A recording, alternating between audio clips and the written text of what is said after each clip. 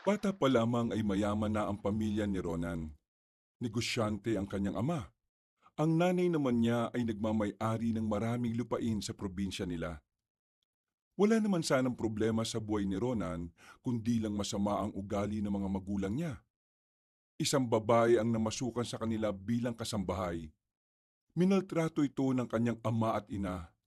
Pinagsamantalahan ng Don. Sinasaktan ng Don niya. Wala silang kalam-alam na ang kasambahay pala na si Raquel ay anak ng dating masamang albularyo. May kaalaman ng dalaga sa ilang gawain ng ama nito. Nang hindi na nito kinaya ang pang-aalipusta sa kanya, gumawa ito ng isang paraan para malagay sa alanganin ang buong lugar. Nangyanggaw ito ng tao. At nang maging aswang ito, lahat ng makakagat nito ay magiging aswang din. Nang sumabog ang gulo sa lugar, dito na nagkandaletse-letse ang kanilang mga buhay. Mas lalo pang magiging mahirap ang buhay nila kapag nakaharap na nila ang dating kapartner ng Don sa business na niloko niya, si Don Anton, isa sa mga naging aswang at pinakamalakas. Ano kaya ang magiging kapalaran ng pamilya ni Ronan sa pagdami ng mga aswang? Makaligtas pa kaya sila? O wala na silang magagawa sa karma na dumating sa kanilang pamilya? Ang mga katanungan ay mabibigyan ng kasagutan sa pagpapatuloy ng mga kwento ni Kabanong. Sabay-sabay nating tong subaybayan. Napuno na naman ng sigaw ng Don ng buong mansyon noong gabing yon. Sa halip na matutulog na sana ang binatang si Ronan, lumabas pa siya ng kanyang silid para alamin kung ano na naman ang nangyayari. Pagdating niya sa malawak nilang dining area, kaharap ni Don Amario ang binatang si Elias. Nakayuko ito at merong kanin sa muka at ulo. Nasa lapag ang plato na nabasag, habang si Don Amario naman, gigil na gigil habang hawak ang kwelyo ng binata. Mabilis na lumapit si Ronan. Kaibigan niya kasi si Elias. Hindi niya kakayaning makita na pati ang kaibigan niya ay ginaganon ng kanyang ama. Inawat niya ang ama. Pumagitna siya at saka mahinahon na nagsalita. Papa, ano na naman ba ito? Kaibigan ko si Elias. Huwag niyo naman siyang ganituhin.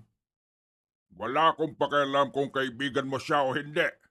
Ang gusto ko, masunod ng maayos sa mga pinag-uutos ko. Tignan mo dinala. Lambanog! Kailan pa ako uminom ng ganitong nakakadiring inumin? Ang sabi ko, pumunta siya kay Don Anton at kunin ang alak na gusto ko. Elias, bakit naman kasi lambanog ang inuwi mo? Kasi sabi ni Don Anton, masarap din daw ito. At saka yung alak daw, wala nang extra. Lahat na nang doon sa bodega nila, bilang na bilang at ibebenta na kinabukasan. Sabi niya, masarap din daw naman ang lambanog. Kaya yan ang pinadala. Tanga! Hindi mo ba naisip na magagalit ako kapag ibang dinala mo sa pag-uwi? Anong pakialam ko sa sarap niyan? Hindi nga yan ang gusto ko. Paano kung gusto kitang sapakin sa muka kasi masarap masapak kaysa mamatay? Papayag ka ba? Papa, kumalma ka. Baka mamaya may makarinig sa inyo. Makasira pa sa imahin ninyo.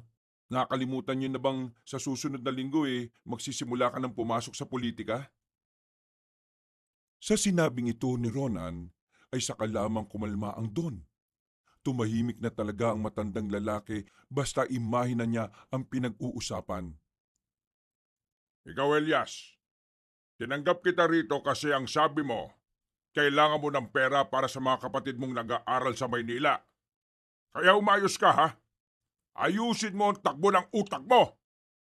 Kasi hindi habang buhay, kaya kong tiisin ang katangahan mo. Pasalamat ka, kaibigan mo ang anak ko. Kasi kung hindi, baka matagal ka ng patay. Hindi lingid sa kaalaman ni Ronan ang mga krimen na ginagawa ng kanyang ama. Marami na itong pinapatay na tao.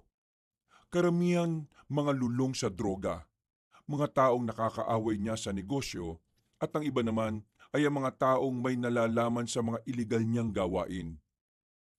pati na rin mga nakikitaan niya ng pagiging hadlang sa pagkampanya niya sa politika. Nitong nakaraang buwan lang, isang konsehal ang pinatay ng Doon dahil yun ang makakalaban sa eleksyon. May tuturing na halang ang kaluluwa ni Don Amario at walang magawa ang binatang si Ronan doon. Maging siya rin kasi ay hindi naman kayang palagaan ang kanyang ama. Alisin mo na sa harap ko yan! Baka masap ako pa yan! Dinala na lamang ni Ronan ang kanyang kaibigan sa sala. Inalis niya ang mga kanin na nagpunta sa buhok at mukha ng kaibigan.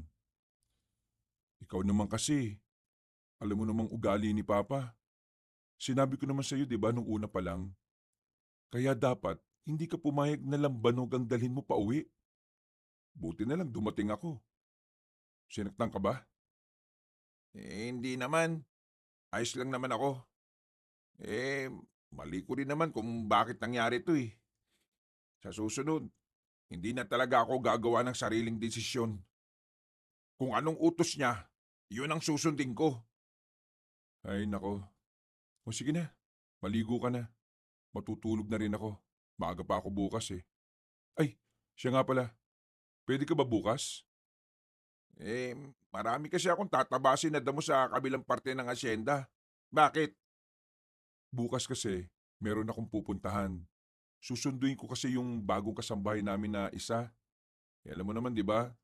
Napalayas na yung si Aling Medina. Nagnakaw kasi. Buti nga, pinagbigyan na lang nila papa at mama. Okay, sige. Pwede naman ako bukas eh. Ano bang oras? Pagtapos sa mga gawain ko. Siguro mga hapon o gabi na. Taga saan naman ba yung bagong kasambahay? Taga rito lang din sa probinsya natin. Pero kasi hindi niya raw alam kung paano pumunta rito. Isa pa, wala siyang perang pamasahe. O basta, bukas ha. O sige na, tutulog na ako. Umakyat na rin si Ronan sa kanyang silid. Paghiga niya sa kama, kinuha niya ang comics na pinabili lang niya sa bayan. Ang comics na yun ay tungkol sa mga aswang. Nagkaroon kasi siya ng interes sa mga ganoong nilalang mula nang managinip siya tungkol sa mga yon. Bago niya binuksan ng comics, naalala na naman niya ang mga nangyari sa panaginip niya. Nakita niya roon na malalagay daw di umano sa peligro ang buong lugar nila. Kasama na roon ay ang kanilang asyenda. Dahil panaginip lang naman yon, para sa kanya ay hindi naman yon totoo. Katwiran niya nga, laging kabaliktaran ang pangyayari sa mga panaginip. Ganoon pa man, napukaw ng panaginip na yon ang kanyang atensyon. Dahilan para maging interesado na siyang magbasa ng mga may kinalaman sa aswang. Siya lang ang nakakaalam sa ginagawa niya. Dahil sa oras na malaman nito ng kanyang ama, siguradong malilintikan siya. Ayaw kasi ni Don Amario na magbabasa ng kung ano-ano ang binata. Mas gusto ng Don na basahin nito ang mga librong may kinalaman sa pagnenegosyo. Natulog na lamang ang binata sa pagbabasa. Paggising niya ay nakahanda na siya agad para lakarin ang pakikipag-usap sa mga kliyente. Ganito lang lagi ang sistema ng buhay niya. Tumutulong siya sa kanyang mga magulang sa pagpapalago ng kanilang negosyo. Wala na siyang oras para sa sarili niya. Hindi na nga rin niya magawang magsaya o mag-relax man lang. Magagalit kasi ang kanyang ama kapag nakita siyang walang ginagawa. Makalipas sa maghapon, natapos na rin ni Ronan ang lahat ng kanyang gawain. Kasama na niya ngayon ang binatang si Elias. Pre, hindi naman sa nakikialam ako ah. Di ba marami kayong tauhan? Bakit hindi na lang silang sumundo kaysa ikaw? Dapat nga nagpapahinga ka na ngayon eh. Ewan ko ba? Ayaw ni Papa na ipagamit ang mga tao niya para lang magsundo sa isang kasambahay. Para sa kanya kasi, hindi worth it na pagsayangan ng oras na sunduin ang mga gaya ni Raquel. Ano? Raquel? Oo, Raquel. Yun ang pangalan ng bago at kukumpleto sa mga kasambahay. Well, ayon sa address na meron ako dito, mukhang malayo-layo yung tirahan ng Raquel.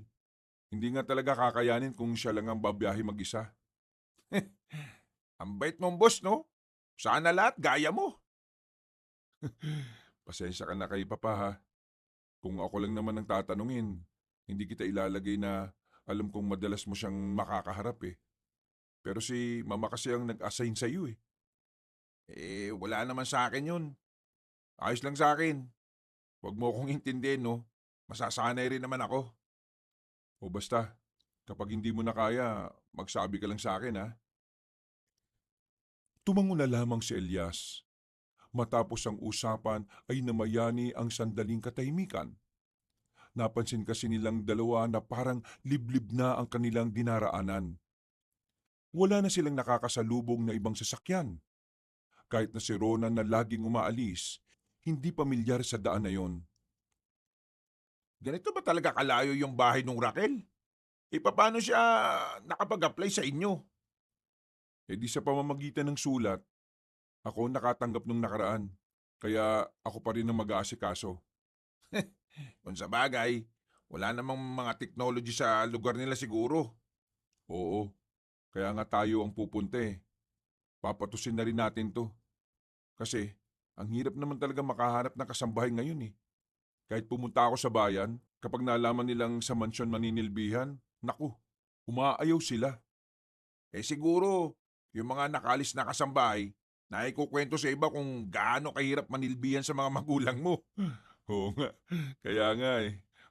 Buti na lang, hindi ka nagmana sa kanila, no? Ang sabi nga nila, kapag ang dalawang negative pinagsama, positive ang kalalabasan. Sino ba nagsabi niyan? Basta, halos kalahating oras pa ang dumaan, ay narating na rin nila ang isang barangay. Walang supply ng kuryente roon. Tanging malaking gasera lamang sa tapat ng mga pinto ng kabahayan ang nagsisilbing liwanag. Meron silang nilapitan na matandang babae. Nagtanong sila tungkol kay Raquel, pero sa halip na sumagot sa kanila, parang nababahala ang mukha ng matanda at nagmamadaling naglakad. Akala nila natakot lang sa kanila ang matanda dahil ang tatangkad nila. Kaya naman hindi na lang nila yun pinansin at nagpatuloy na lang sa paglalakad. Inisa-isa nilang suriin ang mga bahay na nadadaanan. May mga numero naman yon at base sa address na nakalagay sa papel, numero 13 ang bahay ng dalaga. Ngi, pambira. Hindi pala in order yung mga numero dito. Hindi mo alam kung ano ang simula at saan eh. Hayaan mo na, trip nila yan eh. Tumbukin na lang natin tong daan. Nakakaramdam sila ng pagkailang sa kung paano sila tingnan ng mga tao. Pero hindi na lamang nila pinansin ang mga yon. Si Raquel ang pinunta nila kaya wala silang pakialam sa iba. Tumigil na sila sa isang bahay na merong numero 13. May maliit na bakod sa harapan kaya hindi sila makalapit. Magandang gabi po! Nandiyan po ba si Miss Raquel pinagbuhatan? Uulitin pa sana ni Rona ng kanyang pagtawag pero bumukas agad ang bintana. Bumungad sa kanila ang magandang dalaga. Nagtataka nga silang dalawa kung bakit kasambahay ang gusto nitong pasukin. Samantalang pangmodelo naman ang itsura nito. Mas lalo pa silang namangha nang lumabas na ng bahay si Raquel. Maganda kasi ang pangangatawan nito. Nakasuot kasi ito ng simpleng sando at maikling short. Magandang gabi. Sino po kayo? Ako si Ronan. Ito naman si Elias, ang kaibigan ko. Anak ako ni Don Amario at Doña Tanya. Di po ba nagpadala kayo ng sulat sa amin kasi gusto niyong mamasukang kasambahay? Nandito po kami para sunduin ka. Ay, naku, nakakaya. Kayo na pala yan. Hindi ko man lang naihanda ang mga gamit ko. Akala ko kasi hindi ako natanggap eh. Ayos lang. Sige na, mag-impake ka na lang muna. Maghihintay na lang kami rito. Um, Pasok po kayo rito sa bakuran ko. Maupo na lang muna kayo. Pasensya na po ulit ha. Tumango na lamang si Ronan at naupo na sila sa gilid. Habang naghihintay, hindi maiwasang mamangha ni Elias. Hindi kasi nito inakala na merong magandang babae sa ganung uri ng lugar. Pre, mukhang jackpot ka rito sa kasambahay na ito ha. Pinagsasabi mong jackpot. Kung makapagsalita to, parang may gagawin ako masama dun sa babae ah. Baliw. Hindi, ang ibig kong sabihin na jackpot, may makikita ka na ring maganda sa mansyon. Eh kung yung dinadaldal mo dyan, binalikan mo yung sasakyan sa bungad para bantayan, di natuwa pa ako. Ito naman, ipapabantay mo din pala sa akin yung sasakyan sinama mo pa ako dito. Dito na lang ako. Napailing na lamang si Ronan. Sa kanilang paghihintay sa dalaga, patingin-tingin sila sa paligid. Nagmamasid at nakikiramdam. Para kay Ronan, nakakabagot ang manirahan sa ganong klase ng lugar. Para kasing hindi magkakilala ang mga tao. Parang laging takot sa tao at higit sa lahat, napakatahimik ng lugar. Parang mga hindi marunong makihalubilo ang mga ito. Mga ilang sandali lang ay lumabas na rin ng bahay ang dalagang si Raquel. Bitbit na nito ang malaking bag. Agad namang kinuha yun ni Elias. Pasensya na talaga kung hindi ako nakapaganda. Ayos lang. O paano, babiyahin na tayo? Ayos ka na ba? Oo, ayos na ako. Pasensya na talaga ha. Lumabas na sila sa bakuran ng babae. Habang tinatahak nila ang daan, ay nagsasarado ng bintana ang mga kabahayan. Ang mga tao rin sa labas ay nagpapasukan na sa kani-kanilang mga bahay. Pagtataka ang idinulot noon para kay Ronan. Hindi niya kasi alam kung hindi lang talaga sanay ang mga tao o sadyang may kakaiba silang dahilan. Nang makarating na sila ng sasakyan, hindi na rin napigilan ni Ronan ng sarili na magtanong sa dalaga. Kanina pa kasi siya binabagabag ng mga nasa isipan niya. Raquel, matanong ko lang yung mga tao ba rito sa inyo hindi sanay na may dayo? Ah, Tungkol sa mga kalugar ko, opo, hindi sila sanay. Dati kasi nagkaroon ng isang pangyayari kaya lahat dito sa amin parang nagkaroon ng trauma. Anong nangyari? May dayo, tapos ng gulo sa amin. May mga baril sila kaya walang nagawa ang mga tao. Ah, katanggap-tanggap naman pala yung dahilan nila. Kahit naman siguro sino matotroma. Pasalamat na lang tayo at hindi nila tayo sinaktan. Raquel, aware ka naman siguro sa papasukan mong trabaho, di ba? Opo, sa katunayan, ito na yung pangalawang beses na mamamasukan ako bilang kasambahay. Anong nangyari dun sa una? Napalayas po ako eh. Kasi nagkagusto po sa akin yung amo kong lalaki. Tapos nagselos yung amo ko pong babae. Kahit naman sino, makakagusto sa iyo eh. Kahit siguro aswang, mahuhumaling kasi ang ganda mo. Ah, Aswang? Hindi. Biro lang yon. Speaking of aswang, ma-open ko na rin para habang nasa biyahe tayo, may pinag-uusapan tayo. Naniniwala ka ba sa aswang, Raquel? Sandaling napaisip ang dalaga. Nakailang beses pang tumingin si Ronan sa salamin para makita lang ang dalaga sa likuran. Maya-maya pa ay sumagot na rin ang dalaga sa tila nababahalang tinig. Naniniwala po ako sa aswang dahil minsan na rin silang naging parte ng buhay namin. Binagalan ni Ronan ang pagpapatakbo ng sasakyan sa sinabing yun ng dalaga. Naintriga siya rito. Kaya naman, hindi na niya maiwasan pang pahabain ang usapan na yun. Teka, anong ibig mong sabihin na naging parte na sila ng buhay niyo? Kamag-anak niyo sila? Ah, Hindi po. Teka. Hulaan ko. Kainuman sila ng papa mo, no? Naging kalaban sila ng papa ko. Ha? Ano ba ang papa mo? Isang albularyo. Namatay ang papa ko dahil sa mga aswang. Ay, nako, pasensya ka na ha. Naalala mo patuloy yung bagay na yan. Alam mo, naniniwala naman ako na pwedeng maging totoo ang mga aswang pero hindi pa kasi ako nakakakita eh.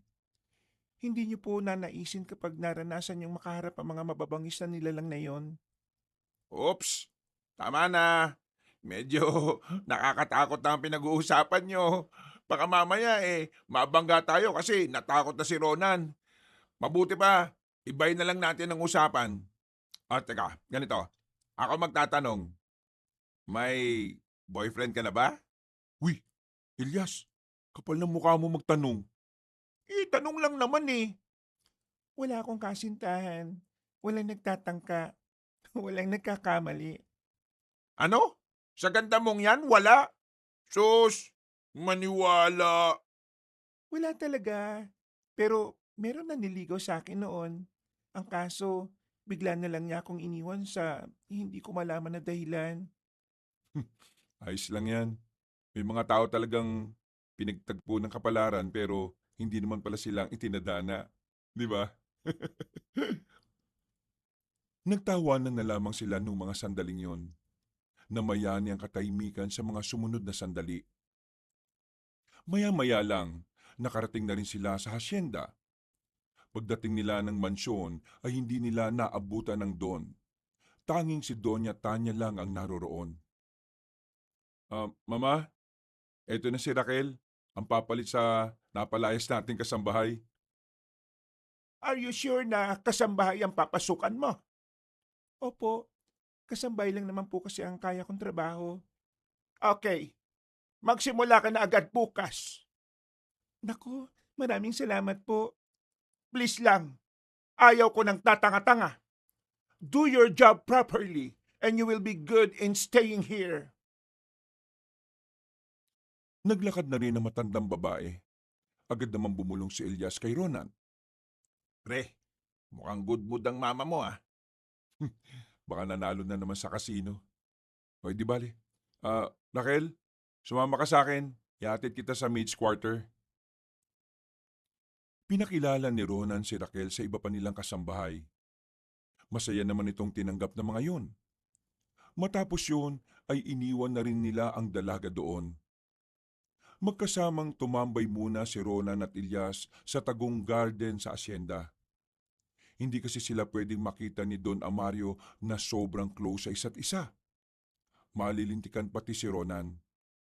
Ayaw na ayaw kasi ng Don na nakikipagkaibigan si Ronan sa mabababang uri ng tao. Ano tingin mo kay Raquel? Maganda siya. Ang ibig kong sabihin kung okay ba siya, kung mapagkakatiwalaan ba. Ha? Mukha naman siyang okay, no? Pero siyempre, pre, kausapin mo pa rin siya. Interviewin. Ganon. Para malaman mo kung ano ba talaga ang pinagmulan niya. Sige ka. Baka mamaya, aswang yan. Tumigil ka nga. Ang layo naman niya sa mukha ng aswang, no? Kita mo naman kung gaano kaganda, di ba? Kutis anghel. Oo. Nagsisimula ka ng agawin sa akin si Raquel, ha? Baka nakakalimutan mo. Bawal kang magmahal ng mas mababang uri sa'yo. Napakamot na lamang sa ulo si Ronan nang maalala ang patakaran ng kanyang ama. Yun ang dahilan kung bakit hanggang ngayon wala pa siyang nakikitang babae para sa kanya. Lahat kasi ng nirereto sa kanyang babae, masasama ang ugali. Lahat naman na nakikita niyang mabubuti, hindi naman niya kalibel ang antas ng pamumuhay.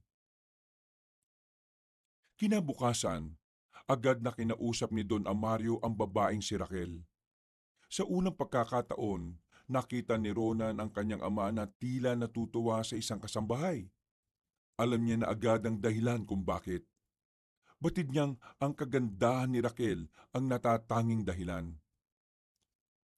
Kilala niya ang kanyang ama. Marami itong babae. Ang iba pa nga ay dinadala na matanda sa mansyon. Wala itong pakialam kung naroon si Doña Tanya. Wala rin naman kasing magagawa ang Doña. Si Don Amario ang nasusunod sa lahat. Kahit pa mali na ang ginagawa nito, hindi siya maaaring kontrahin. Kaya ang ina ni Ronan, tikom na lamang ang bibig. Nasanay na lang din ito sa pagiging immoral ng Don. Huwag ka mag-alala, iha. Tatasan ko ang sahod mo sa unang buwan mo dito. Basta, gagawin mo lang lahat ng pinagagawa ko sa'yo. Naintindihan mo ba ako? Ah, opo, gagawin ko po. O siya, sige. Makakalabas ka na. Ronan, ihatid mo na siya sa labas. Nakita pa ni Ronan ang pasimpleng hawak ng kanyang ama sa puwet ng kasambahay. Napansin din niya na tila kabadong mukha ng dalaga. Raquel, pasensya ka na kay Papa ha. Pasensya saan po? Alam mo na yun. Um, Siya nga pala, tulungan mo na lang sila Aling Maring sa kusina ngayong araw ha. May darating kasing bisita mamaya si Papa. Sige po. Naging abala si Rona nung araw na yon. Hindi na niya napansin pa kung ano ang ginagawa ng dalagang si Raquel. Marami din kasi siyang inasikaso sa negosyo nila. Gabi na nang makabalik siya ng mansyon. Hindi pa man nakakapasok ng mansyon ng binata, tinawag na siya ng kanyang kaibigan na si Elias. Tumigil sandali si Elias sa pagtatabas ng damo sa gilid at saka sinenyasan siya. Uy, pasenyas-senyas ka na ng ganyan ha. Kapag may nakakita sa'yo, yari ka talaga. Ay, pasensya na. May sasabihin lang kasi akong malaga sa'yo eh. O ano ba yun? Bilisan mo, nasa loob na si Papa. Kanina kasi, nakita ko si Raquel. Umiiyak. Galing sa opisina ng papa mo. Tingin ko, may ginawang kabulustagan na naman yung tatay mo eh. Ay nako, tumigil ka nga. Pinag-iisipan mo ng masama. Pre, alam naman nating dalawa kung anong ugali ni Don Amario. At mas lalong kilala mo ang papa mo. Tingin mo, anong nangyari nung lumabas mula ron si Raquel? Tapos, sira pa ang isang botonis ng damit ha? Hindi na nakapagsalita pa ang binatang si Ronan. Batid niya naman kasing may pinupunto ang kanyang kaibigan.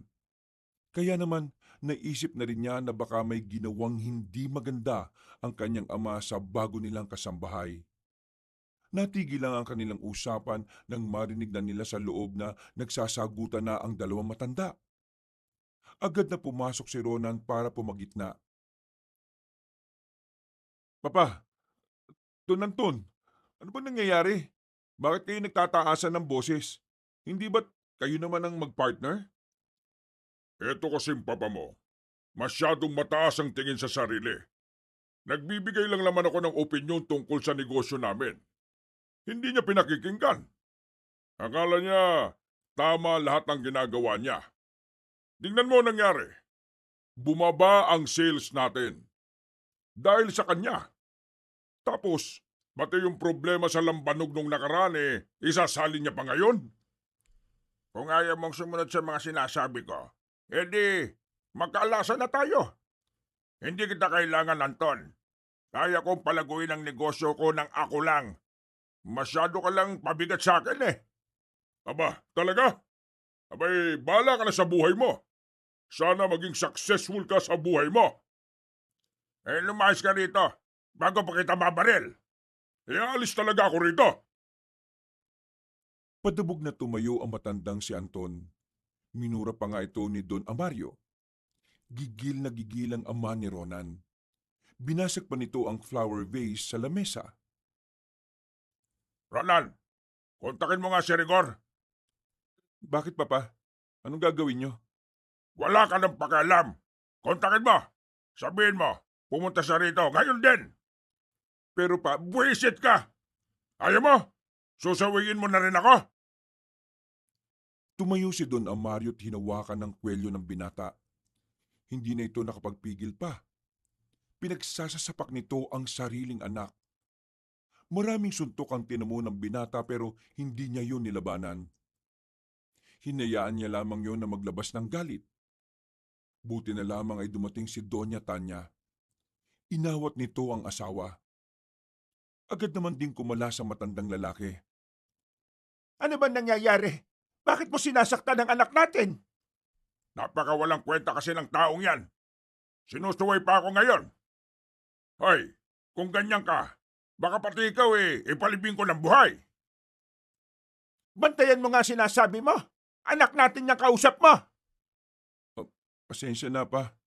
Pero ginagawa ko naman lahat ng makakaya ko para... Huwag ka na magsalita.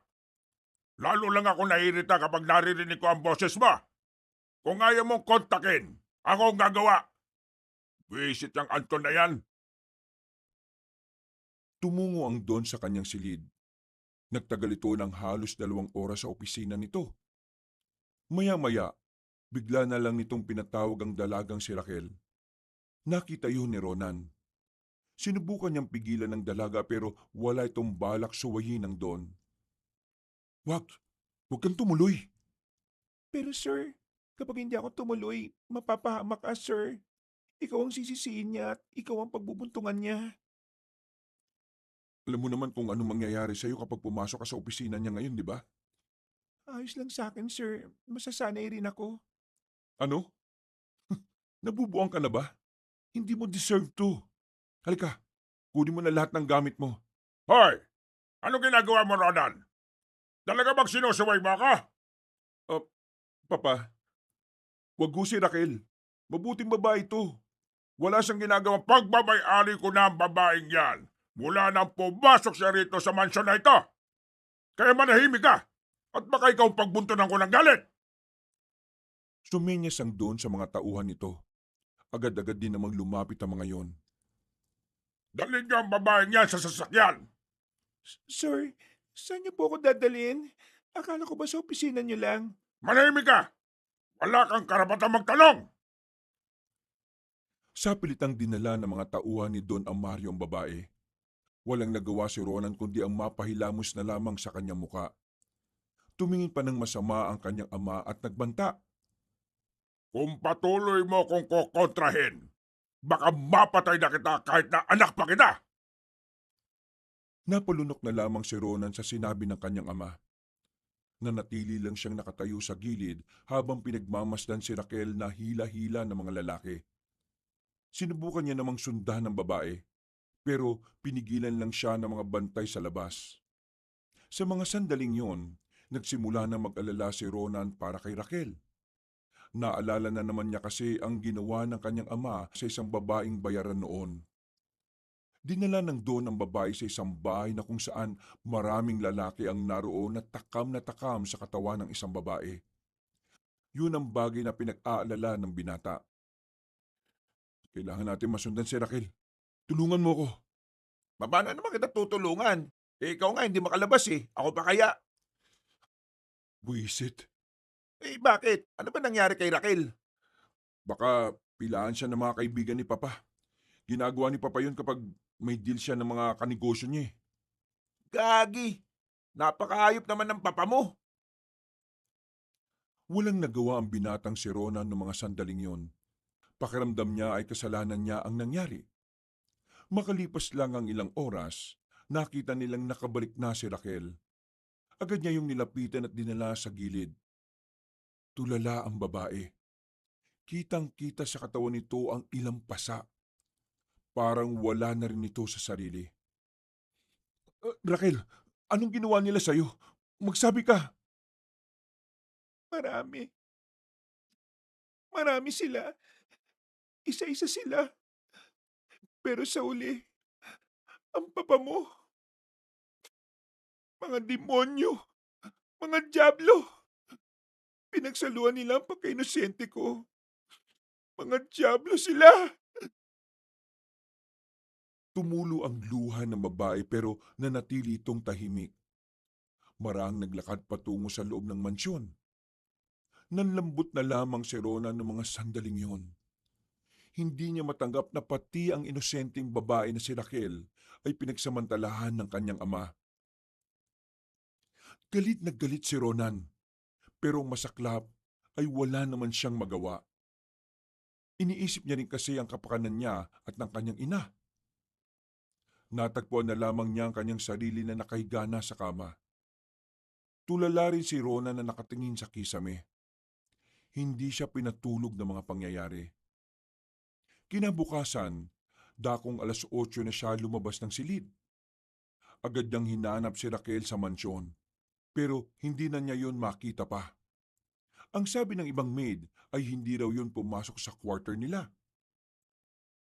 Noong mga sandaling yon, nag-alala na naman si Ronan para sa dalaga. Agad niyang hinanap si Elias. Isinama niya ito para hanapin si Raquel. Pero sa kasamaang palad, wala silang nakita. Hapon na sila nang nakabalik ng mansyon. Bagsak ang kanilang balikat dahil sa pagkadismaya. Pero nang pumasok na sila ng mansyon, nagtaka sila dahil nakita nilang nasa loob na ng mansyon ng dalaga. Napapangiti pa ito nang tumingin sa kanila na parabang walang nangyari. Oh, saan ka ba galing? Maghapon kaming naganap sa'yo. Sa pastulan ng mga kambing, nagpalamig lang ako habang ginagawa ko itong inumin na ito. Pinakita ng dalaga ang isang bote na may laman na kulay berdeng likido. Nagtaka naman ng binata kung anong klaseng inumin ang hawak nito. Eh, para saan ba yan? Para sa mga kasama ko, ipapainom ko sa kanila. Gawa ito sa dalandan. Nakakapagpaganda ng kutis. Epektibo ito. Ito ang gamit ko kaya lang makinis na ang balat ko eh. Wala naman akong problema sa inumin na yan. Ang inaalala ko, ikaw. Bakit parang okay ka na? Parang wala lang ang nangyari para sa'yo. Kailangan ko pong makalimot kagad. Kailangan ko pong mabuhay. Kailangan ko pong magtiis. Kaya kung ano man ang nangyari, kailangan ko pa rin magpatuloy. Pero Sige na po, ibibigay ko na po ito sa mga kasamahan ko. ngumiti ng malapad ang babaeng si Raquel. Napanganga na lamang si Ronan dahil doon. Hindi niya maintindihan kung papaanong nagagawa ng babae na maging ganoon kapositibo. Kahit na alam naman niyang niyurakan ng kanyang ama ang dangal ng dalaga. Mabilis na lumipas ang mga oras. Hindi pa rin umuuwi ang kanyang mga magulang. Sa pagkakaalam niya, dumiretso na sa isang mahalagang meeting ang dalawa. Magagabi na nang lumabas na siya sa kanyang silid. Napatingin siya sa kusina. Nakita niya ang mga kasambahay doon na tulala. Naintriga siya dahil parang mga sabog na tao ang mga yun. Lumapit siya ng kaunti at sumilip. Ah, ayos lang ba kayo? Bakit kayo tulala? Nakita ni Rona na naglalaway ang mga yon. Namumula ang mga mata. At basang-basa ng pawis. Kinabahan si Ronan. Nung una, inakala niya na baka nagkaroon ng matinding sakit ang mga kasambahay. Pero maya-maya lang, nagulat na lang siya nang biglang umangil ang mga yon. Ano bang nangyayari sa inyo? Napalingon siya sa likuran ng maramdamang nakatayo roon si Raquel. Nakangiti ito. Parang sobrang saya nitong makita na nagkakaganon ng mga kasambahay. Raquel, anong nangyari sa kanila? Bakit sila nagkakaganyan? Pinainim ko rin sila ng yanggaw juice. Yanggaw juice? Ano yun? Isang inumin na naglalaman ng galit, puot at sumpa. Isang inumin na kapag ininom ng isang pangkaraniwang tao, O, anong mangyayari? magiging aswang sila. Ha? Teka, seryoso ka ba sa sinasabi mo? Tingnan mo sila. Makikita mo sa kanila ang mga sagot. Pero, bakit mo ginawa yun? Simple lang, Ronan. Paghihigante. Ito ang tanging solusyon para mawala na sa mundong ito ang mga taong sukdulan ng kasamaan. Teka, gusto mong gantihan si Papa? Ang mga aswang na yan ang magsisilbing dilubyo ng lugar na ito. Lahat kayo ay mamamatay. Pero, alam mong tinutulungan kita. Pero matagal ka na nagbubulag-bulagan. Ibig sabihin, wala kang ginawa at hinayaan mo lang na maging hayop ang ama mo. Kaya ngayon, sama-sama kayong danasin ng tunay na impyerno. Yung mga aswang na yan, ang bangungot ng buhay ninyo. Sa oras na makagat kayo ng mga yan, dalawa lang ang hahantungan ninyo. Mamamatay kayo o magiging katulad nila kayo. Teka, sino ka ba talaga? Ako ang anak ng isang albularyong biyasa sa itim na Salamangka. Nagkamali ng kinalaban ng papa mo. Naglakad na lamang palabas ang babaeng si Raquel habang tumatawa ng malakas. Pagtingin ni Ronan sa labas, maging ang mga bantay pala roon ay napainom ng dalaga. Sa mga pagkakataong ito, naniniwala na si Ronan na totoo nga talaga ang mga aswang. Nasa harapan na kasi niya ang malaking patunay. Natataranta niyang hinanap si Elias. Sa laki ng mansyon, hindi niya agad yun nakita. Nasaan na kaya siya? Nakakainis naman. Nilibot niya ang buong mansyon. Meron pa namang mga normal na tao pero ang mga kasambahay at gwardya, siguradong mga aswang na. Naghihintay na lamang ng tamang oras sa mga yon para makapagpalit na rin ng anyo. Saan ka ba nang galing, ha? Alam mo na ba ang nangyayari? Si Raquel, ng Yanggaw. Alam ko na. Anak pala siya ng albularyo. May alam siya sa ganung bagay. Kaya, kailangan nating umalis dito. Kapag nakagat tayo ng mga aswang na yon, pwede tayong mamatay o kaya maging aswang din. Ha? Parang ano? Parang zombie ba to? Oo, parang ganun na nga. Pero kakaiba itong aswang. Alam mo naman na mas mabangis pa sila sa mga zombie na napapanood natin. Eh, anong gagawin natin ngayon? Aswang na ba ang lahat? Halika, may alam akong daan patungo sa paradahan ng sasakyan. Tumungo sila sa likuran ng mansyon. Meron silang sinuotan na butas doon. Tumago sila sa maraming halamanan na parang parte na rin ng gubat. Kaunting lakad pa lang sila, narinig na nila ang malalakas na angil ng mga aswang sa mansyon. Dahil doon, nagtindigan ang kanilang mga balahibo. Kinalibutan sila ng malala. Hindi nila inakala na sa isang iglap lang, mababalot ng kababalaghan ng mansyon. Tingin ko, kinain na nila lahat ng nasa mansyon. Eh, wala na tayong magagawa. Iligtas na lang natin ang mga sarili natin. Nakakabigla naman si Raquel. Iba pala talaga ang nagagawa ng galit, no? Kahit ako nawindang din sa kanya nung gawin niyang aswang ang mga pangkaraniwang tao. Nagtatago sa likod ng kagandahan niya ang pagiging kampo niya ng kadiliman. Eh, pero pre, hindi naman siya magkakaganon kung hindi siya ginawa ng masama ng papa mo eh. Oo, alam ko naman yun. Pero kung idamay niya ang mga kasambahay, pati na rin ang mga gwardya, mali na rin yun. Kailangan natin pigilan ang pagdami nila. Dahil kung hindi, nako, malaking problema to. Huminga ng malalim si Ronan. Kahit siya, sumasakit na rin ang ulo niya kung ano ang pwede nilang magawa. Ipinagpatuloy na lamang nila ang paglalakad. Malaki ang asyenda kaya kampante sila na walang aswang ang makakakita sa kanila. Ayun na, bilisan mo! Teka, sandali. Tingnan mo oh. Wisit!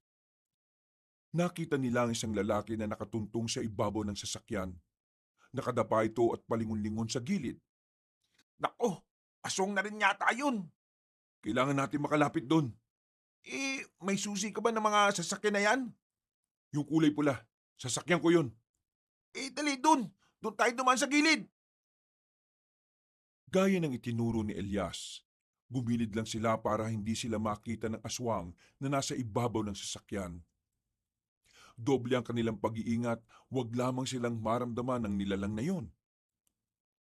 Makalipas lang ng ilang minuto, nakarating na rin sila sa paradahan ng mga sasakyan. Abot kamay na nila ang pulang sasakyan. Gumapang sila palapit doon. Pero laking gulat nila nang biglang nasa harapan na nila ang lalaking aswang. Dahil sa poste ng ilaw, nakita nila ang mukha ng nilalang.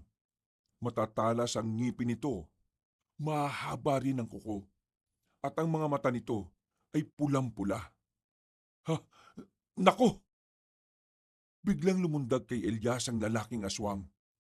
Pilit nitong inaabot ng kagat ang kanyang leeg. Buti na lamang ay nakadampot ng bato si Ronan. Pinalo niya sa ulo ang aswang.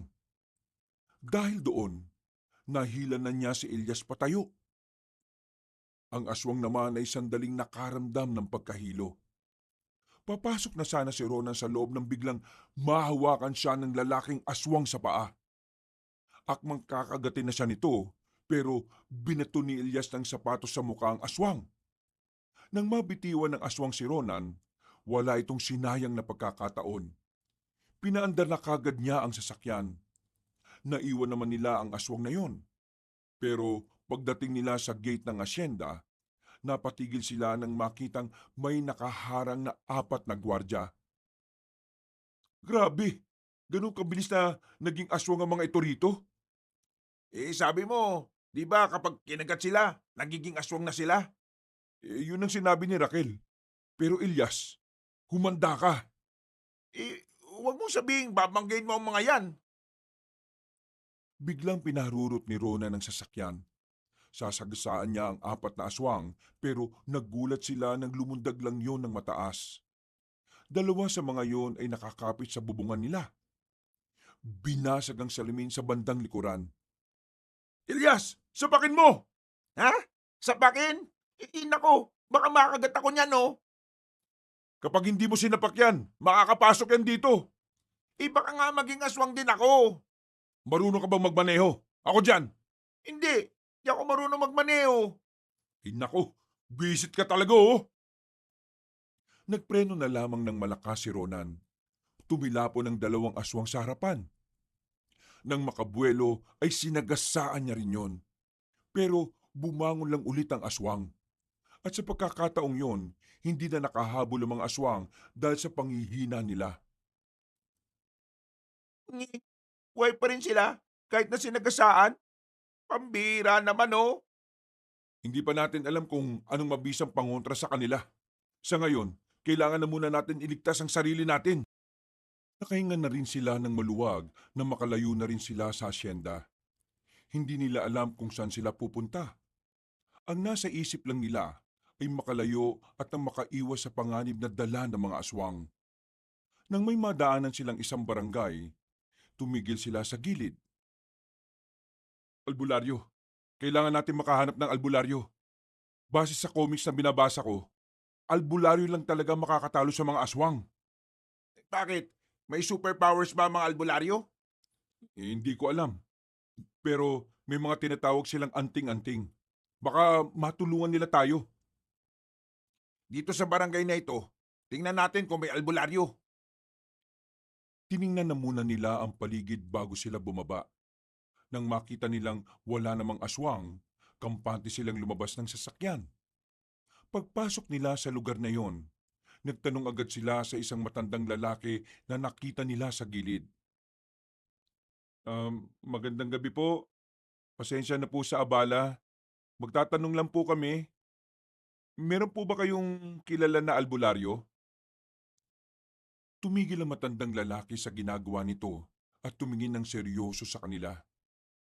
Hindi ito nagsasalita, pero itinuro lang ng matanda ang direksyon. Matapos magpasalamat, diretso lang silang naglakad. Ilang minuto lang ay nakarating na rin sila sa tapat ng isang bakuran.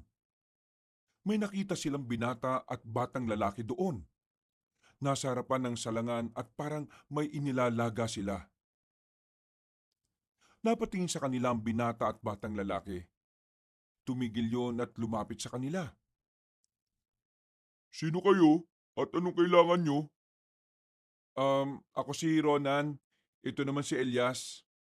Nandito kami para humingi sana ng tulong. May albularyo ba na nakatira dito? O anong kailangan mo sa albularyo?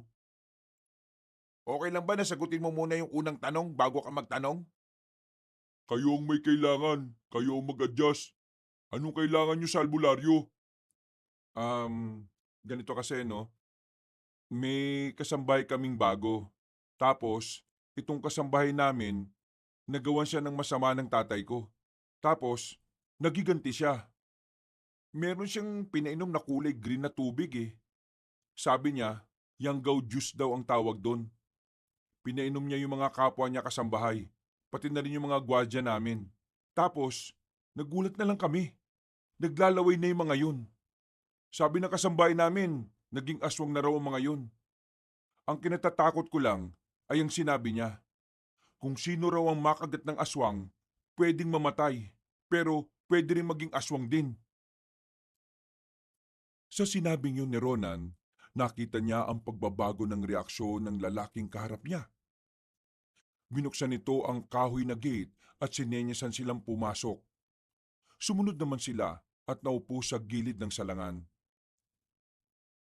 Sinasabi niyong isang yanggaw ang nangyari at ang makakagat ng biktima magiging panibagong aswang? Pwede ko bang malaman kung sino o ano ang pangalan ng taong gumawa nun? Siya si Raquel. Sinundo namin siya sa isang liblib na lugar na kahit supply ng kuryente wala. Ang sabi niya sa amin, anak daw siya ng isang itim na albularyo na biyasa sa paggamit ng itim na mahika. Kaya siguro may alam din siya. Nagkatinginan ng binata at ang batang lalaki. Para bang nag-uusap ang dalawa, gamit lang ang kanilang tinginan. Nasan ba yung albularyo? Kaming dalawa ang hinahanap nyo. Ako si Odong at itong pinsan ko naman ay si Sebastian. Kayo yung albularyo? Sigurado ba kayo? O bakit? Iniisip mo ba na ang mga albularyo ay lagi matatanda? Ha? Oo. Parang gano'n na nga.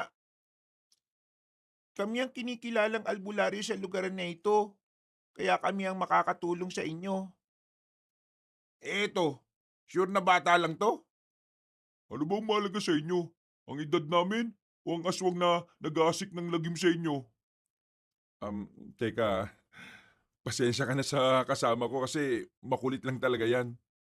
Pero matutulungan niyo ba kami sa problema namin? Nag-aalala kasi ako na baka yung mga aswang na naroon ay lumabas na ng asyenda. Tapos, bigla na lang silang magasik ng lagim sa ibang lugar. Padami sila ng padami kung ganun nga ang mangyayari.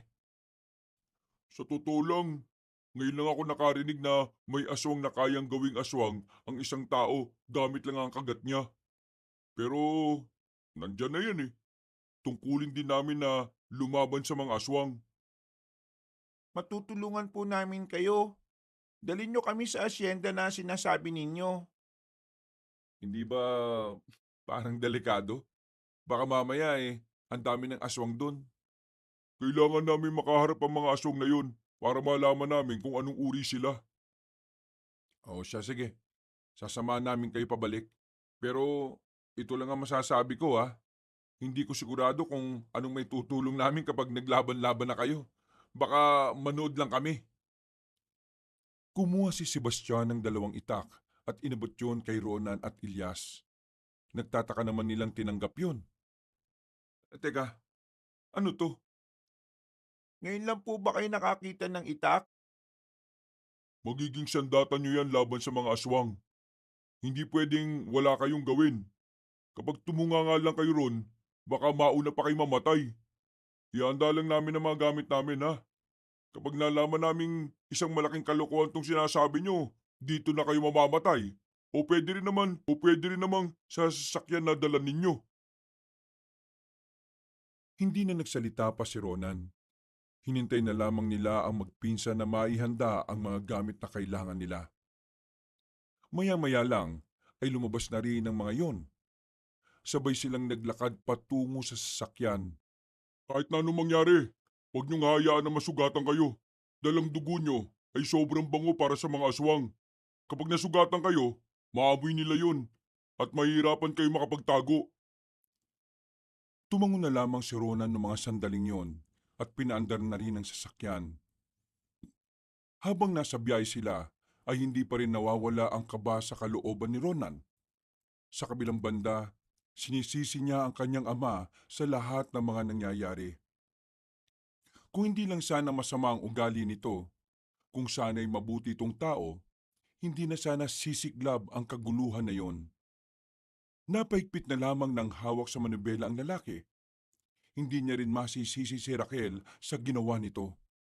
Pero aminado siyang magbabago ang buhay niya sa pangyayaring yon. Makalipas ang Makalipas ang ilang minuto, malapit na rin sila sa asyenda. Kahit na wala pa sila roon, nararamdaman na ng magpinsang albularyo ang presensya ng mga aswang. Itigil mo muna ang sasakyan sa gilid. Ha? Bakit? May aswang sa paligid. Sinunod ni Ronan ang sinasabi ni Odong. Kabado niyang ipinarada ang sasakyan sa gilid at lumabas ang magpinsan. Naiwan silang dalawa ni Elias sa loob. Ang tapang naman itong dalawang to. At yung isa bata pa. Ay nako, Mukhang sanina-sanina sila sa ganito eh. ibig sabihin, matagal na talagang totoo mga aswang-aswang na yan. Napatingin sila ulit sa magpinsan nang makita na nilang nakikipaglaban na ang dalawa sa apat na aswang. Gusto sana nilang tumulong, pero namangha sila nang makitang napabagsak agad ni Odong at Sebastian ang mga nilalang na yon. Lumabas na rin si Ronan at Elias dala ang itak. Lumapit sila sa mga bangkay ng aswang. Lahat ng yon ay may tumatagas na dugo sa ulo. Para mas madaling mamatay ang mga aswang, sa ulo nyo tamaan. Ang galing nyo makipaglaban. Dati nyo na bang ginagawa ito? Kagaya ng sinasabi ko kanina, tungkulin namin ang pumaslang ng mga aswang. Mga pangkaraniwang aswang pa lang ito. Hindi natin alam kung may mas malakas pa dito o wala na. Kaya wag muna tayong magpakampante. Tingin ko, hindi na natin kakailanganin ng sasakyan. Lalakarin na lang natin, total, sabi nyo, malapit na. Ha? Bakit? Hindi ba pwedeng nakasakay tayo? Kapag nakasakay tayo, mapupukaw agad natin ang atensyon nila. Oo pre, tama nga naman siya. Maging handa kayo sa lahat ng oras ha. Hindi namin kayo mababantayan palagi. Gamitin nyo ang mga hawak nyo para protektahan ng sarili nyo. Hindi yan palamuti lang ha. Sinimulan na rin nila ang paglalakad. Habang nasa kalsada, hindi mapakali ang mata ni Ronan. Bawat madilim na parteng madadaanan nila, nagiging tamang hinala siya na baka bigla na lamang may lumabas na aswang doon. Huwag kayong mag-alala. Sasabihin naman namin sa inyo kapag may mga aswang na sa paligid. Pambihira naman oh. Pwede naman palang ganun, hindi mo pa sinabi kaagad. Hindi ka naman nagtatanong eh. Sandali, nandyan na sila. Mabilis silang gumilid para makapagtago. Ayon sa batang si Sebastian, marami-raming aswang ang nararamdaman niyang paparating. Kaya naman, kinailangan na muna nilang magtago para malaman kung kakayanin ba nila na harapin ang mga yon. Kuya Udong, kaya ba? Puro pangkaraniwan lang naman ang mga yan eh. Tara, kaya yan! Palag na! Naunang lumabas sa pinagtataguan nila si Odong. Hindi na sana susunod si Elias pero hinila ito ni Ronan. Magkakadikit silang apat. Magkakatalikuran. Nang makita sila ng aswang, parang mga alimangong gumagapang yon patungo sa kanila. Lumundag ang ilan sa mga yon. Pero mabuti na lang ay mahusay talaga si Udong at Sebastian. Nagawang patumbahin agad na magpinsan ng apat na aswang. Habang ang magkaibigang Ronan at Elias ay wala pa ring naiambag. Walang mangyayari sa buhay ninyo kung palagi lang kayong naduduwag. Isipin nyo na lang na kapag pati kami ay naging aswang, siguradong tapos na ang buhay ninyo kung nakanganga lang kayo. Oo na, tatapangan na namin. Naninibago lang kami sa mga nangyayari. Kanina lang kasi tulog ako. Paggising ko ganito na. Wala na tayong panahon para magreklamo. May apat pa oh. Nakita nilang tila hindi na lumalapit sa kanila ang apat na aswang na natitira. Tatakas pa sana ang mga yon pero hinabol yun na magpinsan. Naiwan sa kalsada si Ronan at Elias. Hindi sila umalis doon. Sa kahihintay nilang makabalik ang dalawa, naabutan sila ng dalawang aswang. Pamilya kay Ronan ng dalawang aswang na yon. Isa roon ay ang kanilang gwardya at ang isa naman ay ang nag-aalaga ng mga kambing nila. Mang Andoy, Mang Nolan, nakikilala niyo naman po ako, di ba? Ako ito, si Ronan. Kasama ko si Elias. Huwag niyo kaming kakagatin ha. Nakikilala ko kayo pero hindi ko kayang pigilan ng gutom. Biglang umatake ang dalawang matanda. Nataranta ang magkaibigan at hindi nila alam ang kanilang gagawin. Takbo lang sila ng takbo. Habang ang dalawang aswang naman ay sige lang sa paggapang. Sa kasamaang palad, bigla pang nadapa si Elias. Hindi yung kayang iwan ni Ronan kaya agad niya itong binalikan. Pero naabutan na sila ng aswang. Munti ka na siyang makalmot, pero mabuti na lang ay nakailag siya. Nung mga sandaling yon, sinubukan na ni Ronan na alisin ang takot sa kalooban niya. Naisipan niyang kailangan na niyang maging matapang dahil kung hindi, siguradong mas mauuna pa silang mawala sa mundo kaysa sa mga aswang. Tinaga ni Ronan ng isang matanda nang subukan nitong gumapang. Tinamaan niya yon sa leeg. Sumubsob yon sa semento. Habang ang isang aswang naman ay gigil na lumapit sa kanila. Tumayo ka na dyan! Pambira ka naman oh! Biglang tumalo ng isang aswang. Pumaibabaw to kay Ronan. Buti na lang ay naglakas loob na rin si Elias ng mga sandaling yon. Tinaganan niya sa ulo ang aswang. At dahil dito, agad itong nalagutan ng hininga. Humihinga pa ang isang aswang sa gilid habang nakahawak ito sa gilid na may tagas ng dugo. Nilapitan yun ni Ronan. Oo, anong gagawin mo? Tatapusin na ang buhay nitong aswang na ito. Pero si Mang Andoy yan eh. Hindi na si Mang Andoy yan. Isa na siyang nilalang na magiging salot sa lipunan. Kaya kailangan na niyang mawala. Mang Andoy, pasensya ka na pero kailangan namin itong gawin. Pumikit na lamang si Elias nang tagain ni Ronan sa ulo ang matandang aswang. Bumuntong hininga na lamang din si Ronan. Kahit kasi kinaya niyang gawin yon sa matanda, hindi may kakaila na masakit din sa kalooban niya ang ginawa niya. Madalas niya kasing nakakausap si Mang Andoy noon, pero wala na siyang magagawa. Kaysa sila ang mapaslang na matanda, ililigtas na nila ang kanilang sarili. Ang pangyayaring yun ay nag-iwan ng isang nakakalungkot na kaisipan sa kanilang dalawa. Bigla na lamang pumasok sa isipan ni Ronan na kung sakaling ang kanyang mga magulang ang makalaban nila, ano ang gagawin niya sa mga oras na yon? Ano? Handa ka bang gawin niya sa mga taong minamahal mo? Sakaling maging aswang din sila. Kung ano makakabuti sa lahat hindi yun ang gagawin natin. Paano kapag ako nakagat at naging aswang? Papatayin mo ba ako? Nako, tigilan mo na nga yung kakatanong ng ganyan. Baka mamaya mangyari pa yan, sige ka. Bumalik sila sa kanilang pinanggalingan at naabutan nilang naroon na si Odong at si Sebastian. Walang kagalos-galos ang dalawa. Tila ba hindi nahirapan ng magpinsan sa mga kinakalaban nila. Nakakapagsalita ang mga aswang. May emosyon. Nakakaintindi sila. Pero dahil sa labis na kagutuman na nararamdaman nila, doon sila parang mababaliw.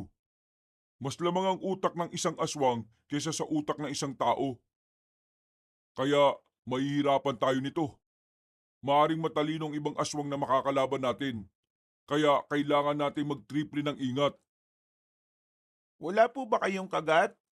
Ha? Wala naman. Kayo? Wala rin po. Hindi nga sila nakadampi sa amin eh. Itong kasunduan natin Sa oras na isa sa atin ang makagat ng mga aswang, wala nang paliwanagan pa. Papaslangin kagad natin yun. Nga? Sigurado ka ba? Paano kung yung batang yan ang naging aswang? Di papaslangin ko rin siya. Wala pa kaming alam na lunas sa mga nangyayari ngayon. Kaya ang pagpaslang lang ang pinakamalapit na lunas para malabanan natin ito. Kakaibang problema to. Ngayon lang din namin ito naranasan. Isang malalim na paghinga ang pinakawala ng lalaking si Odong. Nang magsimula na rin itong maglakad, ay sumunod na rin sila. Sa kanilang pagpapatuloy, mas lalong tumataas ang level ng kanilang kaba. Hanggang sa tuluyan na nga nilang natanaw ang malaking gate ng asyenda. Nakabukas na yun at meron din isang sasakyan na nakabukas sa mga pintuan. Lalong kinabahan si Rona nang makilala niya na sasakyan niyo ng kanyang ina at ama. Sa gilid ng sasakyan, nakita niya ang mga tauhan nila, nakahandusay at wala ng buhay. Sandali lang. Huwag tayong lalapit. Baka maging aswang ang mga yan. Hindi, patay na talaga sila. Ang mga biktima na kinain ng laman loob ng mga aswang, mamamatay kaagad. Pero kung makakagat lang sila, yun ang maaaring maging aswang. Kinakabahan ako para sa mga magulang ko. Baka mamaya, nasa panganib na sila. Hayaan mo na sila. Masasama naman ang ugali nila eh. Tol, mga magulang ko pa rin sila. Baliw ka ba? Mga magulang na wala namang pakialam sa anak. At ang iniisip lang ang makapagpayaman. Masasama pa ang mga ugali. Bantay mga sinasabi mo, pre. Grabe ka naman. Oo, tumigil na nga kayong dalawa. Sa ginagawa nyo, mas lalo tayong maririnig ng mga aswang eh. Buti sana kung kayo lang ang kakainin. Mamaya na lang kayo magsuntukan kapag nakalis na tayo rito. O paano? Papasok na tayo sa mansyon. Baka may natitira pang tao dun eh. Kailangan din nating ubusin ang mga aswang dito para hindi na makapagparami pa. Nagmamadali silang makapasok sa loob. Dumaan sila sa mga nakaparadang sasakyan sa gilid. Malayo-layo pa bago sila tuluyang makarating sa mansyon. Kaya naman, dahan-dahan lang ang kanilang pagkilos. Natatanong niyo ba yung paliko na yan? Diyan tayo papasok. Ang kaso, hindi natin alam kung may mga nakaabang dyan. Ano bang nararamdaman nyo? Nahihirapan na akong maramdaman kung may aswang o wala. Ibang uri kasi sila kahit na pangkaraniwan lang sila. Ako muna lalapit. Sakaling may mga aswang doon, babalik ako dito. Kaya dito muna kayo. Naglakas loob na lamang si Odong, habang si Larona naman ay nakatago lang sa halamanan. Nakita nilang sumenyas na si Odong para makalapit sila. Pero paglabas nila ng pinagtataguan nila, bigla nilang nakasalubong ang mga kasambahay na naging aswang na rin. Pambira! Si Aling Maring, si Pepang, si Jonah, si Lumeng, at iba pa. Papatayin ba natin ang mga yan? Malamang, aswang na yung mga yan eh. Hindi po. Hindi natin sila lalabanan. Mauna kayong dalawa. Sumunod kayo kay Kuya Udong. Sige na, sundin niyo na lang po ko. O ayan, nasigawan ka patuloy ng bata. Hinila na ni Ronan ang binatang si Elias at saka dali-dali silang umalis. Naiwan si Sebastian na tinarap ang mga kasambahay na aswang. Nang haatake na sana ang mga yon, may kung anong bagay ang inilabas ng batang si Sebastian. Sumabog yon sa harapan ng mga aswang. Lumika ito ng makapal na usok, dahilan para pansamantalang hindi makakita ang mga aswang. Dahil doon, ay nakasunod na rin si Sebastian sa kanila. Muli silang gumilid ng matano na nila ang mansyon. Hanep, ang galing mo talaga ha. Kaya nyo rin pong gawin yon. Basta gagamit lang kayo ng kaunting utak.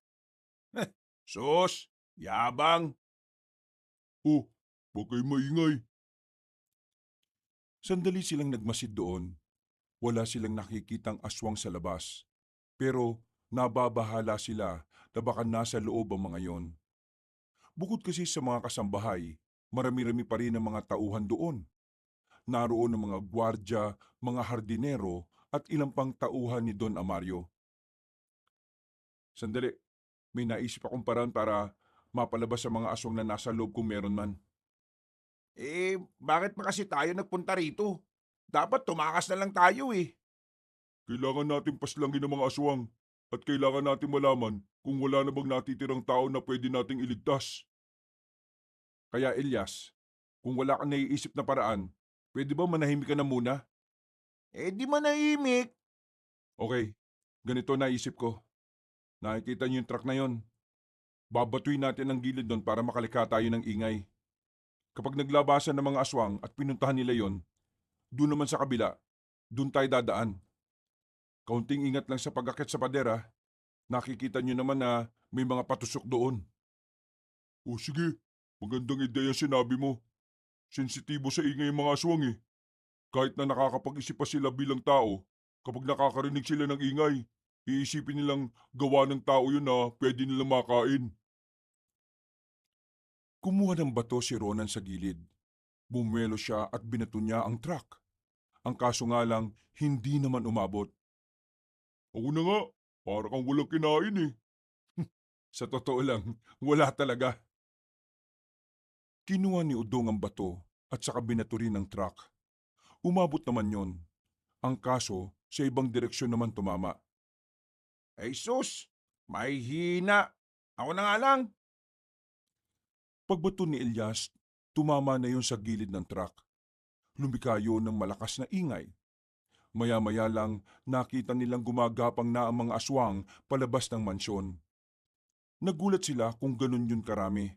Parang ganun na ganun ang bilang ng mga tao kapag nagkakaroon ng meeting ang isang politiko. Bakit sila dumami ng ganyan? Baka ang iba dyan, galing sa labas.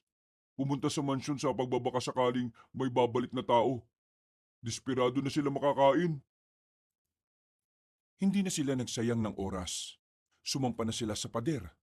Sa kasamaang palad, sumabit pa ang paa ni Elias sa matulis na bakal. Nasugatan siya at agad na tumulo ang dugo. Sa pagkataranta, binuhat agad ni Udong ang binatang si Elias. Naganap sila ng matataguan at nilagyan agad ng benda ang sugat. Pwede nila tayong maamoy sa dugo mo. Sinabi kasing mag-ingat eh. Yan ang magagawa ko, sumabit eh. Nagmamadali ka kasi. Oo, huwag na kayo magsalita. Mamamatay tayo agad sa ginagawa niyo eh. Naramdaman na lamang nila na nagsipasukan na mga aswang sa paligid ng mansyon. Sa puntong yon, hindi na nila magawang makalabas. Sa oras kasi na makita sila ng mga yon, dudumugi na sila nito. Maaring yun na rin ang maging dahilan ng kanilang pagkamatay. Kuya Udong, ito na yata ang tamang pagkakataon para gamitin ko na ang... Wag! Kailangan mong ihanda yan sa mas malakas na kalaban. Hindi tayo nakakasiguro kung ano pa ang makakalaban natin mamaya. Gagawa natin ng paraan to. Hindi tayo mamamatay. Halos kalahating oras na silang nagtatago sa gilid. Hindi umaalis ang mga aswang sa mansyon. Ang iba pa nga, parang normal na tao lang na palakad-lakad. Merong nagkakape, meron din namang mga nag-uusap na lang. Nilalamok na sila sa kanilang pinagtataguan pero hindi nila magawang lumabas. Kaya naman umisip ulit si Rona ng paraan. Naganap ulit siya ng bato. Sakto naman na meron siyang nakita sa may gilid. Kinuha niya yun at binato sa labas. Pero hindi niya natamaan ng truck dahil masyado na itong malayo. Naubos na ang lahat ng bato na nakuha niya pero bigo pa rin siya. Kaya naman si Udong na ang kikilos para makaalis na sila roon. Magpapakita ako sa kanila. Delikadong iniisip mo. Masyado silang marami. May naisip akong paraan. Kung di kaya, wag ipilit ha. Baka ikamatay mo pa yan, pre. Akong bala. Kaya ko sila. Natigil ang sinasabi ni Udong nang may marinig silang tinig ng isang matandang lalaki. Nang sumilip sila, ay nakita ni Ronan si Don Anton, ang business partner ng kanyang ama. Hanapin niyo si Don Amario, pati na rin ang kanyang anak at asawa. Kapag nakita niyo siya, ibigay niyo sila sa akin ng buhay. Lalong-lalo na si Don Amario. Pagbabayarin ko lang siya sa ginawa niyang pagpaslang sa asawa ko. Galit na galit si Don Anton. Sa nakikita nila ay isa na rin itong aswang. At dahil mayaman si Don Anton, mukhang ito rin ang tumatayong leader ng mga biktima ng Yanggaw. Ipaparamdam ko sa kanya kung gaano kasakit mawala ng asawa at anak. Pre, pasensya na kanina ah. Nadala lang ako ng emosyon eh. Pero tingnan mo ang ginawa ng papa mo. Kawawa naman ang asawa ni Don Anton. Ang bait-bait nun eh. Kaya nga eh, tuloy, galit na galit si Don Anton. Dahil sa galit niya, baka pinili na lang din niyang maging aswang. Hindi ko na magagawa ang binaplano ko. Oh, bakit? Ano bang balak natin? Dito na lang tayo? Makikita nila tayo dito. Meron ako naisip na paraan, pero hindi ko alam kung magiging epektibo ito. Ano bang inisip mo? Kailangan dalawa sa atin ang lumabas dito at magpanggap na aswang. Ha? Paano naman natin magagawa yun? Mga biktima lang naman sila ng yanggaw at ang kagat ng aswang. Hindi sila mga natural na aswang. Kaya mahina ang pangamoy nila para tukuyin kung aswang ang kaharap nila o hindi. Malakas lang ang pangamoy nila sa dugo. Ako at si Kuya Udong ang magpapanggap na aswang. Kayong dalawa, papasok kayo sa loob ng mansyon. Malakas ang pakiramdam ko na meron pang buhay sa loob eh. Kailangan nyo silang hanapin. Kami na ang bahalang kumausap sa kanila para mapabagal ang paghahanap nila. Sige, sangayon ako sa naisip mong ideya, Sebastian. Hawakan nyo na muna itong mga gamit namin. Yung sandata namin, iwan nyo na lang dito para madali namin makuha kapag nabulilyaso. Teka, sigurado ka bang ayos lang kayo sa ganyan? Nag-aalala ako sa inyo eh. Wala naman po tayong pagpipilian eh. Kailangan mapula mga mata natin. Walang problema. Kusutin lang natin ng 5 minuto mga mata natin, pupula na yan eh. Tapos, umarte na lang tayong naglalaway. Makinig kayong dalawa ha.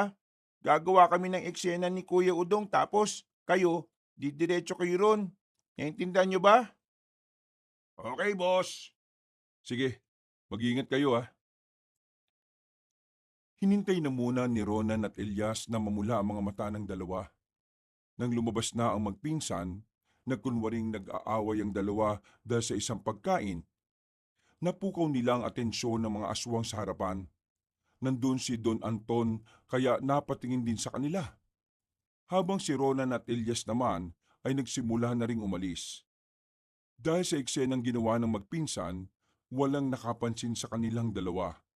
Nakapasok sila sa back door ng mansyon. Tumingin-tingin muna sila sa loob kung merong tao. Nakita nila sa sahigang ilang tauhan ni Don Amario na nakahandusay. Nakabuka pa ang mga tiyan. Mga taong hindi na naging aswang dahil mas piniling maging hapunan ng mga nilalang.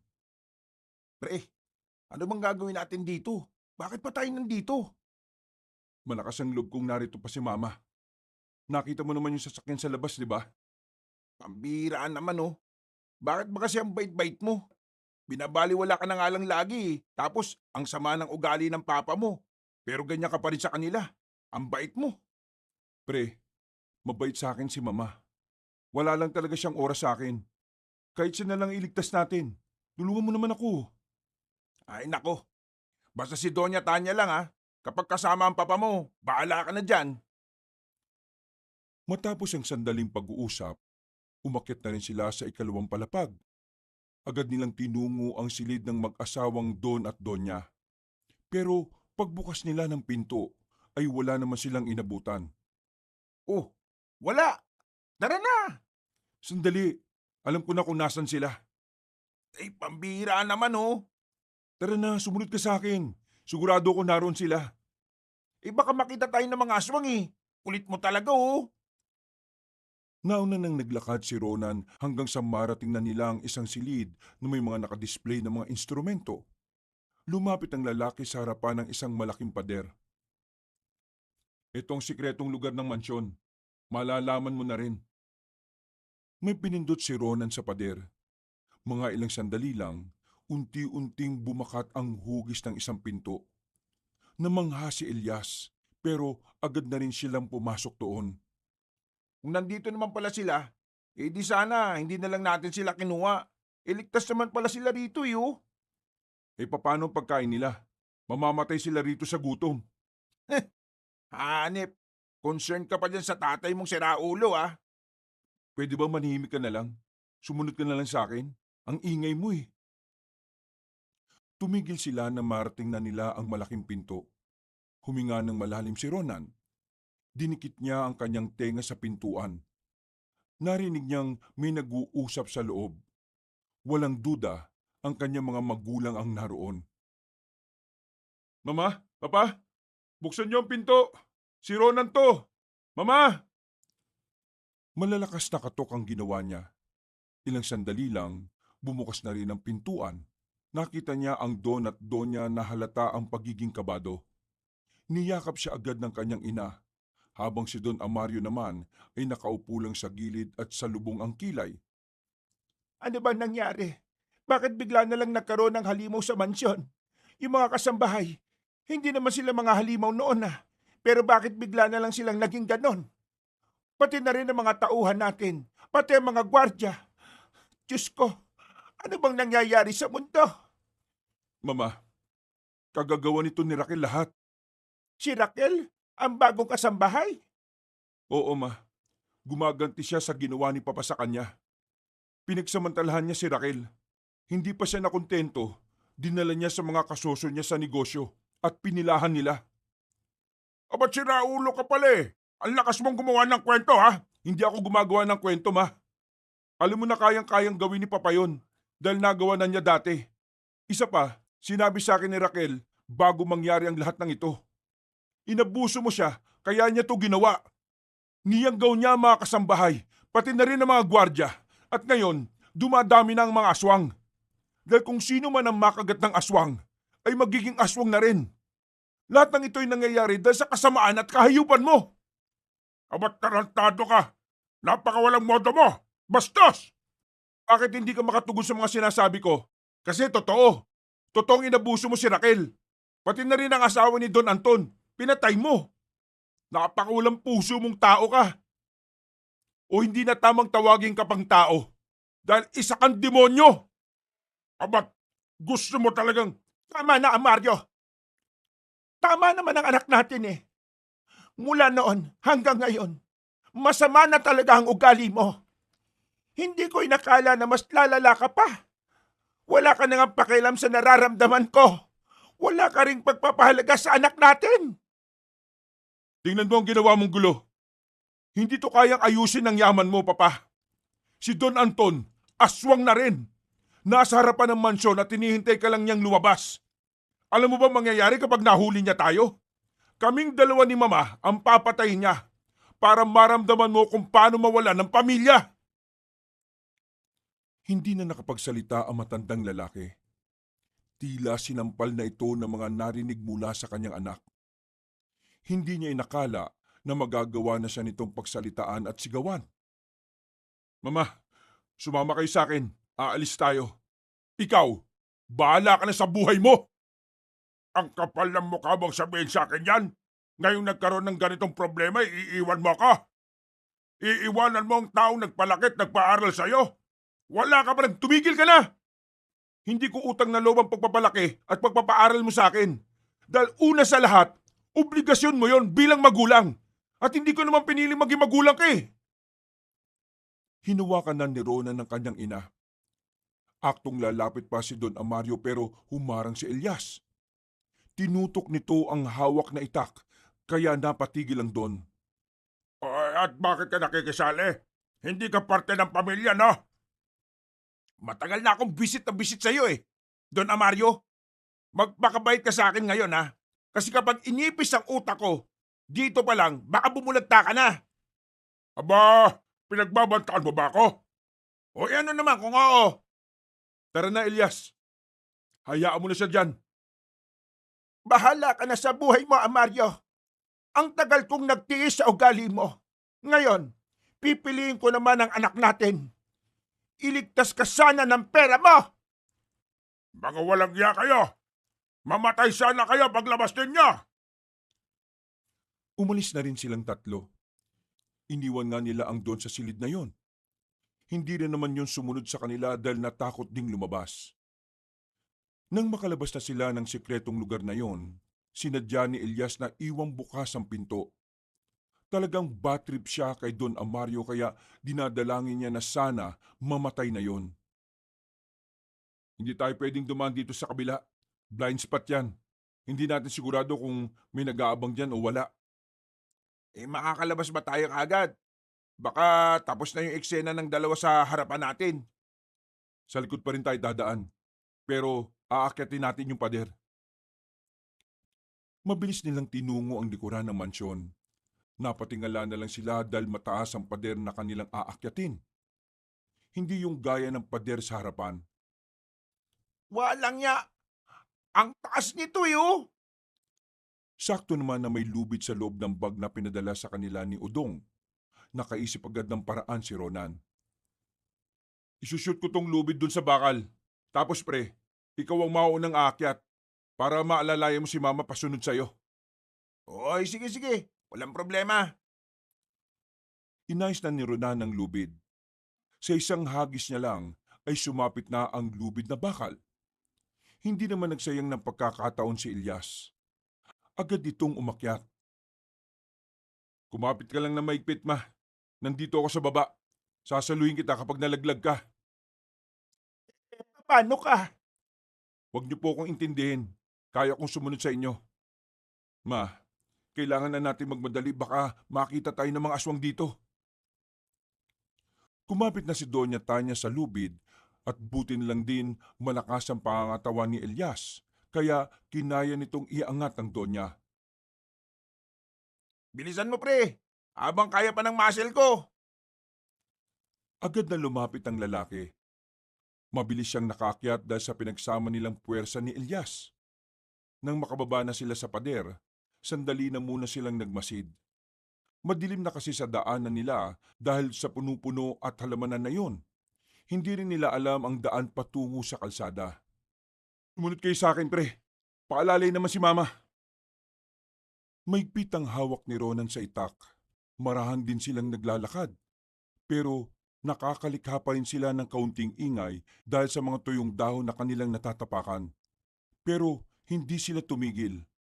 Kailangan nilang makaalis doon dahil kung hindi, siguradong matutunto na sila ng mga aswang. Makalipas lang ang halos 5 minuto, natanaw na rin nila ang liwanag na nagmumula sa poste ng ilaw.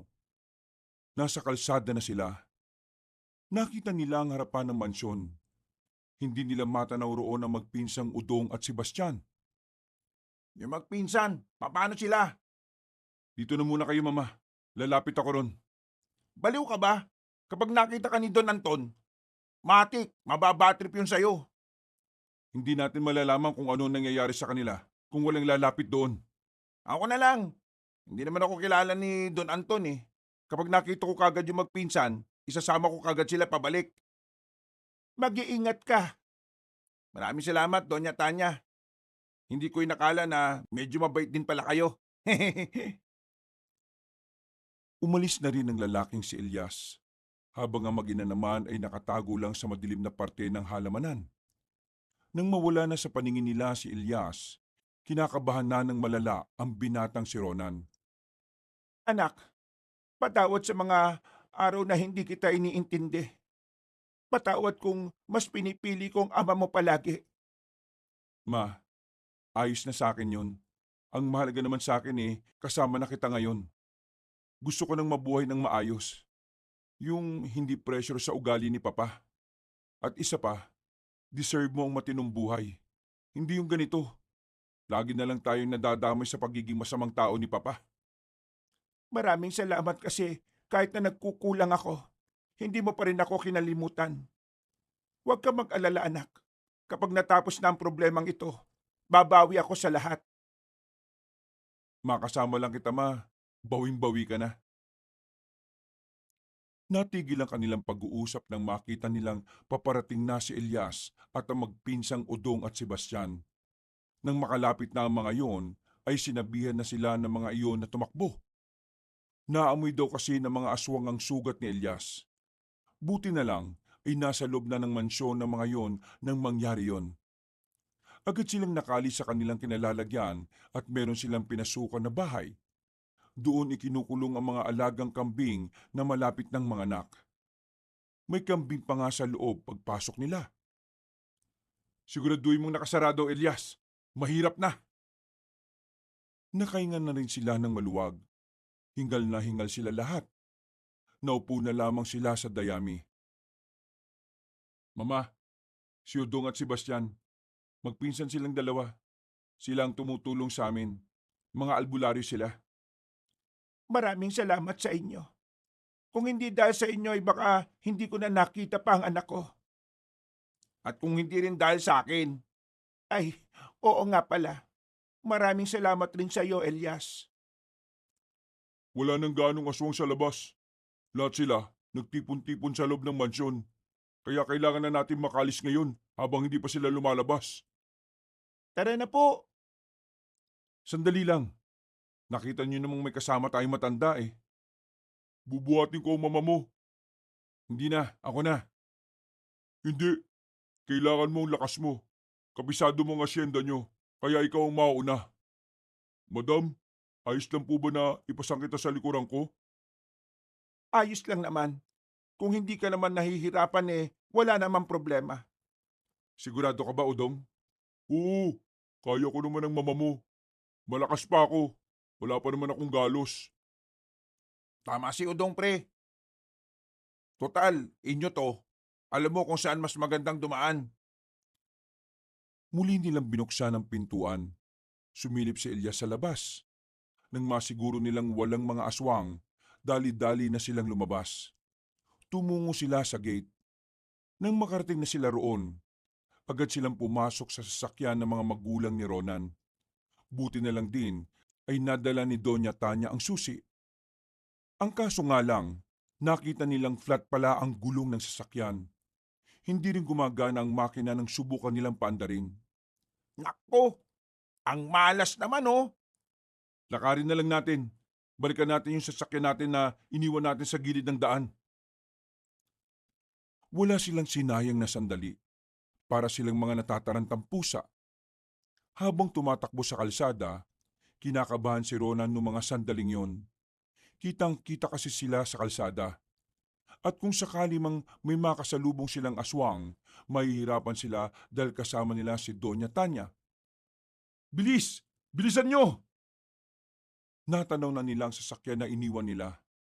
Papalapit na sana sila roon nang biglang lumabas ang babaeng si Raquel mula sa likuran ng sasakyan. Napatigil silang lahat. Humarang ang babae sa harapan ng sasakyan kaya hindi sila makalapit. Raquel? Kumusta ang buhay? Masaya bang maraming aswang nang nakapalibot sa mansyon? Kumusta si Don Amario? Gusto kong malaman kung nasa maayos lang ba siyang kalagayan. Si Papa lang naman ang gusto mong mapahamak, di ba? Bakit lahat kami dinadamay mo? Dahil lahat kayo, hinayaan lang na masanay ang lahat sa sistemang bulok. Kahit na meron naman kayong magagawa, nanatili kayong tikom. Ako na pong bahala sa isang ito. Bakit? Papatayin niyo ako? Makakaya niyo bang patayin ang reyna ng mga aswang? Reyna ng mga aswang? Oo, ako ang reyna ng mga aswang. Isa na rin akong aswang dahil ito lang ang nakikita kong paraan para wala nang makapigil sa mga gusto kong gawin. Kung ganun, ginawa rin pala niyang aswang ang sarili niya para mas maging malakas siya. Mag-iingat kayo, mas malakas ang aswang na punong-puno ng galit. Sandaling namayan niyang katahimikan. Umihip ang malakas na hangin at nakatitig lamang sa kanila ang babaeng si Raquel. Mga ilang sandali lang, nagbago na ito ng anyo. Akmang aatake na ito pero biglang gumitna ang batang si Sebastian. Kapangyarihan ng anting-anting, ipagkaloob mo sa akin! Hindi makapaniwala sila Ronan nang makita nilang tila umilaw ng asul ang mata ng bata. Maging ang babaeng si Raquel ay hindi rin yun inaasahan. Isa ka palang antingero, bubit ka? Pwes, uunahin kitang paslangin ngayon. Tumalon si Raquel palapit sa bata, pero sa isang iglap lang, natamaan agad ni Sebastian ang dalaga sa dibdib. Dahilan para mapatigil ito sa pagkilos. Napasandal si Raquel sa sasakyan at tila naghahabol na ng hininga. Hindi ka naman natural na aswang kaya nagkamali ka sa inaakala mong malakas ka. Tapusin mo lang babaeng yan, bago pa yun makapaggasik ng kasamaan niya. Aamba na sana ang batang si Sebastian, pero biglang dumating ang ibang aswang. Kasama na ng mga yon si Don Anton na siyang tumatayong pinuno. Ikaw pa lang dahilan kung bakit kami naging aswang lahat, babae! Napalingon na sila nang maglakad si Don Anton palapit kay Raquel. Sa mga sandaling ito, maging ang magpinsan ay mababakasan na rin ang kaba sa kanilang mukha. Hindi na kasi biro ang bilang ng mga aswang. Parang hindi lang sa mansyon nagmumula ang mga yon. Nadamay na rin ang ibang kalapit na maliliit na barangay. Sino ka? Sino ako? Ako lang naman ang isa sa mga biktima ng kalokohan mo. At ngayon, ako na ang tumatayong pinuno ng mga aswang. Maraming salamat sa ginawa mo kasi pakiramdam ko, wala nang makakatapat sa akin. Pero galit pa rin ako sa iyo dahil sinira mo ang buhay naming lahat. Nagulat na lamang sila nang biglang hawakan ni Don Anton ang ulo ng dalaga. Walang pakundangan nitong binali ang liig ng babae. Nabigla silang lahat sa kanilang nakita. Hindi sila makapaniwala na gagawin yon ni Don Anton. Matapos ang eksenang yon, sila naman ang pinagtuunan ng matandang lalaki. Nakakakilabot ang itsura nito. Malayong malayo na ito sa Don Anton na nakilala nila. Doña Tanya, Ronan, mabuti naman at nandito kayong dalawa. Hindi na ako mahihirapang hanapin kayo. Si Don Mario na lang ang kulang para sa family reunion niya. Don Anton, huwag mong gawin ito. Hindi ganito ang pagkakakilala namin sa iyo. At anong dapat kong gawin? Hayaan na lang ang ginawa ng asawa mo sa asawa ko? Ano ko, tanga? Hindi ko palalagpasin ang ginawa niya. Pinatay niya ang asawa ko. Pagbabayarin ko siya sa ginawa niya. Gusto kong maramdaman din niya kung papaano mawalan ng asawa. At para mas masarap, isasabay ko sa iyo ang anak mong yan. Nagmamakawa ko sa iyo, Don Anton. Kung ano man ang problema niyong dalawa ni Amario, pwede bang kayo na lang ang umayos? Manahimik ka! Isa ka ba? Kahit na alam mong mali ang ginagawa ng asawa mo, wala ka man lang ginagawa. Sinubukan ko naman siyang sabihan pero wala rin naman akong magawa. Siya ang nasusunod sa lahat. At kapag pinilit ko pa siya, ako naman ang masasaktan. Wala na akong pakialam sa mga sasabihin mo. Wala nang tamang dahilan para sa akin. Dahil ngayon, ang tanging tumatakbo sa isipan ko ay makaganti. Huwag niyo na pong sayangin ang laway niyo sa pakikipag-usap sa kanya. Hindi na siya makakaunawa. Mas nangingibabaw na sa utak niya kung paano mag-isip ang isang aswang. Ihandaan niyo na po ang mga sarili ninyo. Elias, pumasok kayo sa sasakyan kapag nagsimula na ang labanan ha. Mauna na kayong umalis. Haharapin muna namin tong si Don Anton. Pero anak, Ma, wala na tayong ibang magagawa. Ito na lang. Makinig na lang kayo sa akin. Mga ilang sandali lang, nagsimula na rin kumilos sa mga aswang. Agad namang inatake ni Sebastian si Don Anton. Dahil dito, ay napalayo ang matandang lalaki sa sasakyan. Sinamantala na ni Elias ang pagkakataon. Inalalayan na niya si Doña Tanya papasok ng sasakyan. Walang ano-ano, pinandar na agad ni Elias ang kotse. Sinadya niyo lang palang palayuin ako sa sasakyan. Akala niyo ba makakatakas ang matandang yon?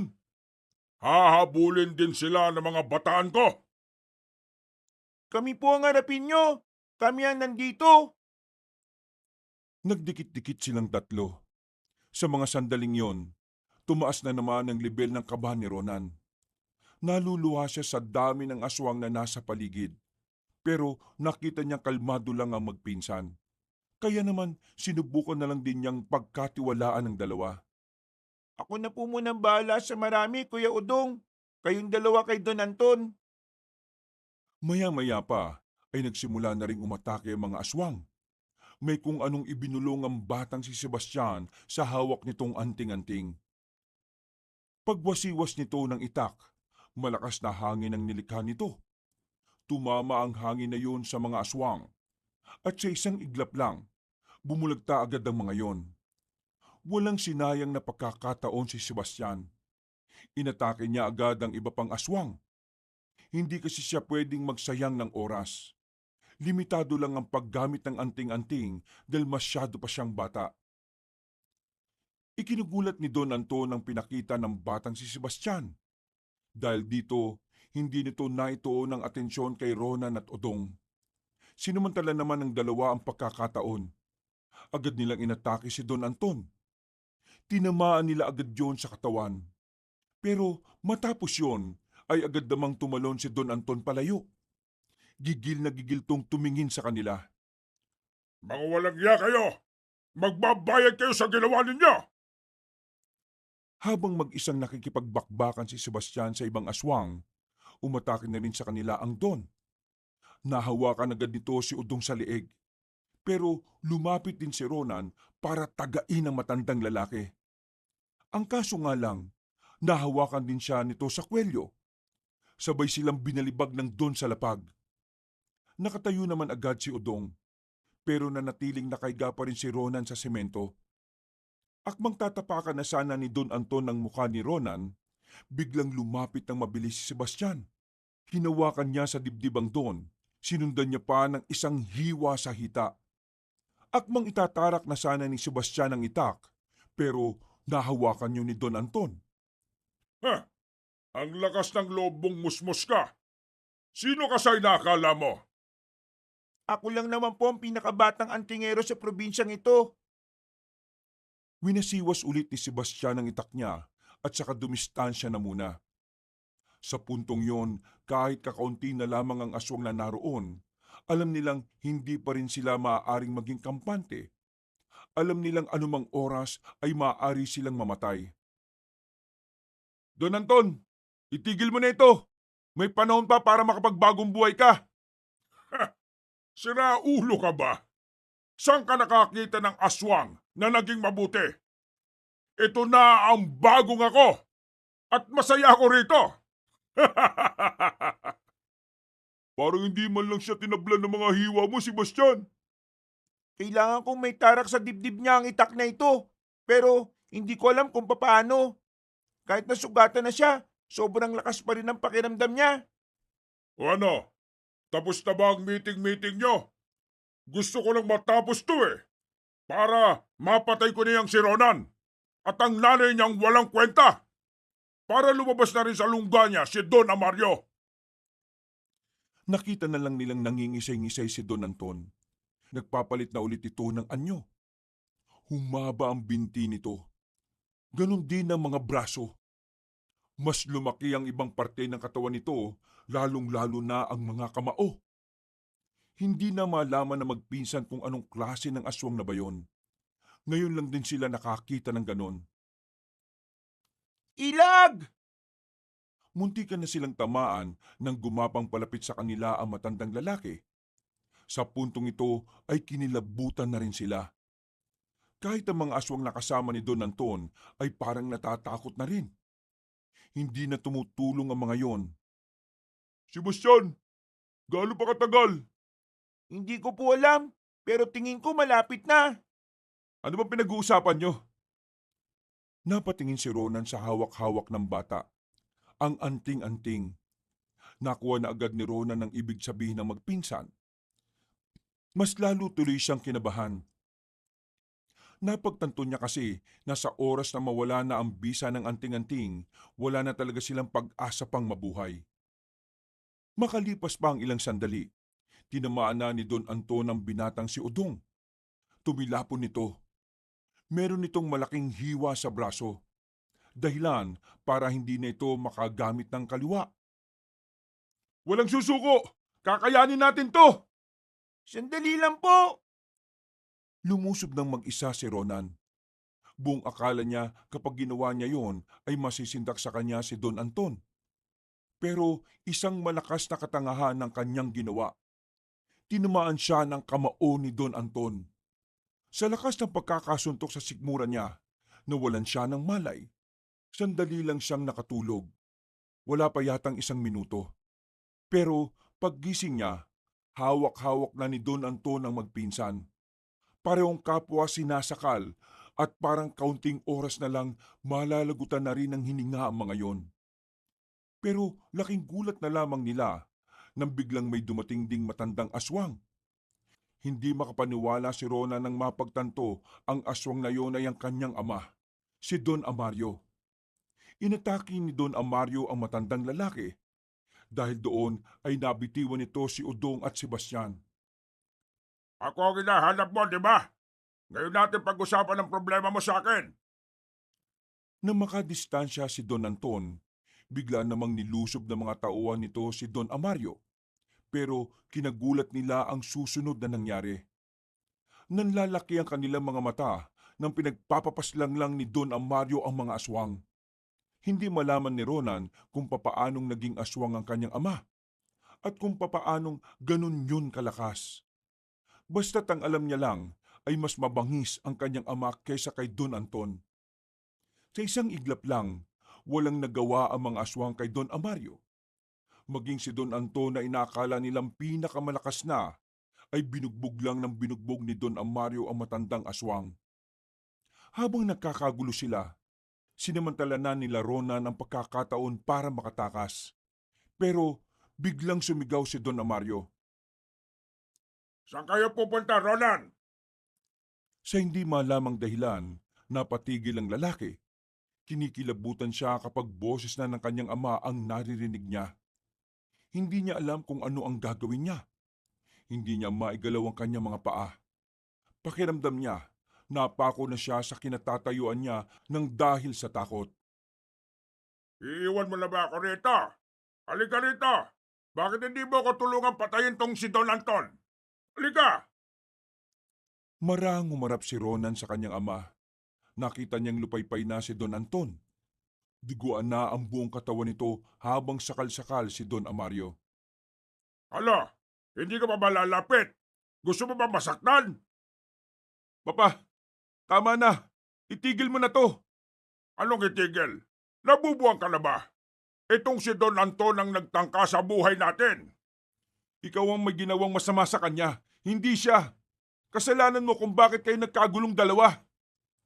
Napakawalang utang na loob mo talaga. Gusto mo bang ikaw na lang ang patayin ko? Teka, nasan pala si Tanya? Saan mo dinala ang mama mo? Ibalik mo sa akin ang mama mo! Walang hiya ka! Binali ni Don Amario ang liig ni Don Anton. Unti-unti nang lumalapit ang Don sa binata. Pero bago yung makalapit kay Ronan, gumawa na ng paraan si Sebastian.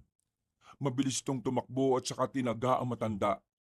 Pero sa kasamaang palad ay hindi naman ito tinatablan. At sino ka naman bubwit ka? Ang lakas naman ng loob mong saktan ako gamit ang laruan mo. Gusto mo rin bang makasali sa mga taong masasaktan? Bumuntong hininga ang batang si Sebastian. Maging ang batang ito ay alam na ring hindi na siya uubra. Hindi na kasi nito nararamdaman ang bisa ng anting-anting. Bagay na mas kinabahala niya. Samantala, humarap naman si Ronan kay Sebastian. Hindi nito hahayaang saktan ng matanda si Sebastian. Ako ang saktan mo! Wala sa kinalaman dito! Walang kinalaman pinagsasasabi mo. Bulag ka ba? Hindi mo ba nakitang tinaga niya ako? Kahit na kailan talaga ang tanga-tanga mong tao ka. Wala ka nang kwentang negosyante. Wala ka pang kwentang anak. Pero mas wala kang kwentang ama at asawa. Anong pinagsasasabi mo? Buong buhay namin ni Mama, hindi namin naramdaman ang pagmamahal mo. Nabuhay ka lang kasi para sa sarili mo. Sakim, ganid, makasarili at walang iniisip kundi ang sariling pagpapayaman.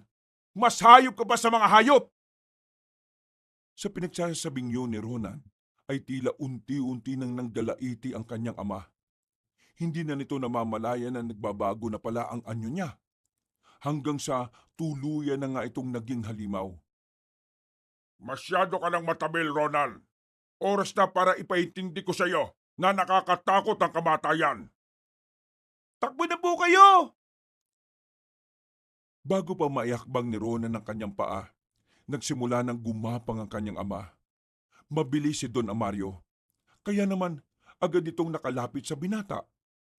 Hinawakan nito ang paa ni Ronan at saka iniangat. Nakapatiwarik na ang binata. Ha! Inilayo mo sa akin si Tanya. Ikaw ang demonyo. Paano mo nagawang paghiwalayin ang dalawang taong nagmamahalan? Hindi po kayo nagmamahalan dahil si Mama lang naman ang may pagmamahal sa iyo. Pero ikaw, wala. Wala kang pagmamahal sa kanya. Grr! Hinigpitan ni Don Amario ang pagkakahawak sa kanyang binti. Ramdam na ramdam ng binata ang sakit.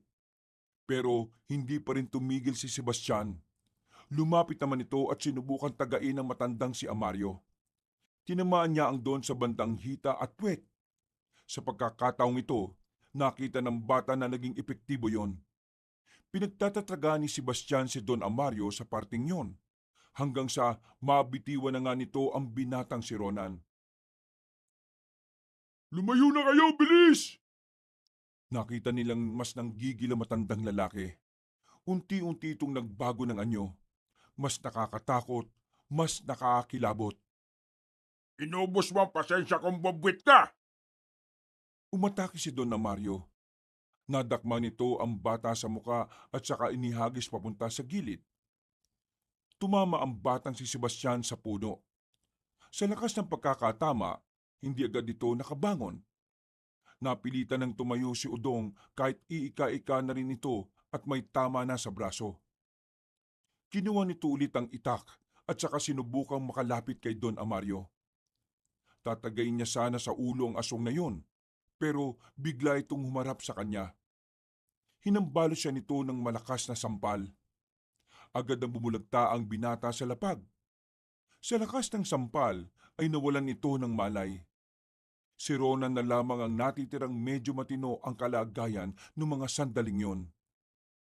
Takot na takot siya habang pinagmamasdan ng kanyang ama na talagang nilamon na ng pagiging aswang. Kinuha ni Ronan ng itak sa gilid. Kahit na natatakot ay nilakasan na lamang niya ang loob.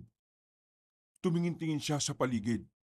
Nagganap siya ng kaunting pag-asa pero wala. Nilayo mo sa akin si Tadya. Nilayo mo sa akin ang taong pinakamamahal ko. Kaya humanda ka sa akin. Ipapatikim ko sa iyo ang galit ng nawalan. Nagsimulang gumapang ang matandang aswang. Tumakbo naman si Ronan. Naisip niyang magpahabol na lamang para hindi na nito mapagbuntungan ang magpinsan. Nung mga sandaling yon, nakakatakbo pa siya ng medyo mabilis kahit na masakit ang isa niyang paa. Ang tanging nasa isip na lamang kasi niya noon ay mailayo ang mag-ina. Anong akala mo sa akin, tanga? Na basta-basta lang matatakasan ng isang kagaya mo? Nadapa si Ronan ng dahil na rin sa panghihina. Nasa harapan na niya si Don Amario. Naglalaway, nanlilisik ang mga mata at umaangil. Sa mga sandaling ito, naalala na niya lahat ng masasayang sandali nilang mag-ina, pati na rin ang masasayang oras nila sa mansyon. Para bang namamaalam na siya habang iniisip ang mga bagay na yon. Nakita niyang naglabas na ng mahabang kuko ang kanyang ama. Sinyalis na yun na ang mitya ng kanyang buhay. Hanggang sa uling sandali, hindi mo talaga kayang maging mabuting ama. Kasi kahit na kailan, hindi naman kita tinuring na anak. Kasangkapan ka lang sa pagyabang ko. Marahang bumangon si Ronan. Haharapin niya ang ama kahit na yun na ang huling sandali niya. Tinuring kitang ama, kahit na wala kang kwentang tao. Akmang kakalmutin na siya ni Don Amario nang biglang makarinig sila ng malakas na busina ng sasakyan. Paglingon ni Don Amario sa likuran niya, paparating sina Elias. Humaharurot. Mabilis na tumalon si Ronan papunta sa gilid, habang si Don Amario naman ay nasagasaan. Tumilapo na matanda. Agad namang lumabas ng sasakyan ng Donya. Anak, ayos ka lang ba? Ma, hindi na sana kayo lumabas. Si Papa aswang na. Siya ang kalaban namin ngayon at hindi na si Don Anton. Anong sinabi mo? Kahit na malakas ang pagkakabangga ni Elias kay Don Amario, nagawa pa rin itong makabangon na parabang walang nangyari. Sa puntong ito ay mas lalong lumakas ang katawan ni Don Amario nang makita na niya ang asawa. Pumasok na kayo dito, bilisan nyo! Ma, sige na, pumasok na kayo ron. Bilis! Hindi, sumama ka na sa amin. Hindi kita kayang iwan dito sa papa mo. Sasaktan at papaslangin ka lang niya. Hindi ako pwedeng umalis. Hahabulin niya lang tayo. Kailangan ko siyang pigilan. Sige na po, mauna na kayo. Sige na! Itinulak na ni Ronan ng kanyang ina papasok ng sasakyan. Pero sa kasamaang palad, ayaw nang gumana ng makina ng sasakyan. Mukhang nadali yun dahil sa lakas ng pagkakabangga ng sasakyan kay Don Amario. Lintik naman talaga ang buhay to. Ngayon pa nasira. Pagtingin ni Ronan sa kanyang ama, unti-unti nang lumalapit yon sa kanila. Alam niyang sa oras na maabot na siya nito, paglalamayan na siya kinabukasan. Mahal kong Tanya, Lumabas ng sasakyan si Doña Tanya. Naisipan nitong kausapin ang matandang lalaki sa pagbabaka sakaling makikinig ito sa kanya. Mario, nakikiusap ako sa iyo. Hayaan mo na lamang kaming makaalis. at papano ko? Iiwan mo na lang ako ng ganito? Matapos kitang mahalin at alagaan ng maraming taon, iiwan mo ako na parang walang halaga sa'yo? Minahal mo ba talaga ako? Sa ating dalawa, ikaw ang walang pagmamahal na ipinaramdam sa akin. Mula nang ikasal tayo, hindi mo man lang ako matabihan. Pero, iiwan mo pa rin ako ngayon at mas pipiliin mo ang anak nating walang kwenta? Dahil ang anak natin ang mas makakapagparamdam sa akin ng pagmamahal. Marami akong pagkukulang sa kanya dahil lagi kitang pinipili. Lagi kitang inuuna at lagi kitang iniintindi. Ngayon, ito na ang tamang pagkakataon para maramdaman niya na meron siyang ina. Kaya sana, mabayaan mo na ako, Mario. Gusto ko nang mabuhay na mapayapa. Hayaan mo na ako maging masaya kahit wala ka. Hindi. Hindi ka pwedeng maging masaya nang wala ko. Dahil ako magpapasaya sa'yo. At hindi ang walang kwenta mong anak na yan. Muling pinahaba ni Don Amario ang kanyang mga kuko. Nanlidisik na naman ang kanyang mga mata. Naramdaman ni Ronan na wala na itong pipiliin na papaslangin. Kahit sino na lang. Kaya naman, pinabalik na niya ang kanyang ina sa loob ng sasakyan. Naiwan siya sa labas at buong tapang na hinarap si Don Amario. Hindi mo makukuha si Mama. Tapos na ang paghihirap niya sa'yo. Sinakal ni Don Amario ang binata at malakas na dinikit sa harapan ng sasakyan.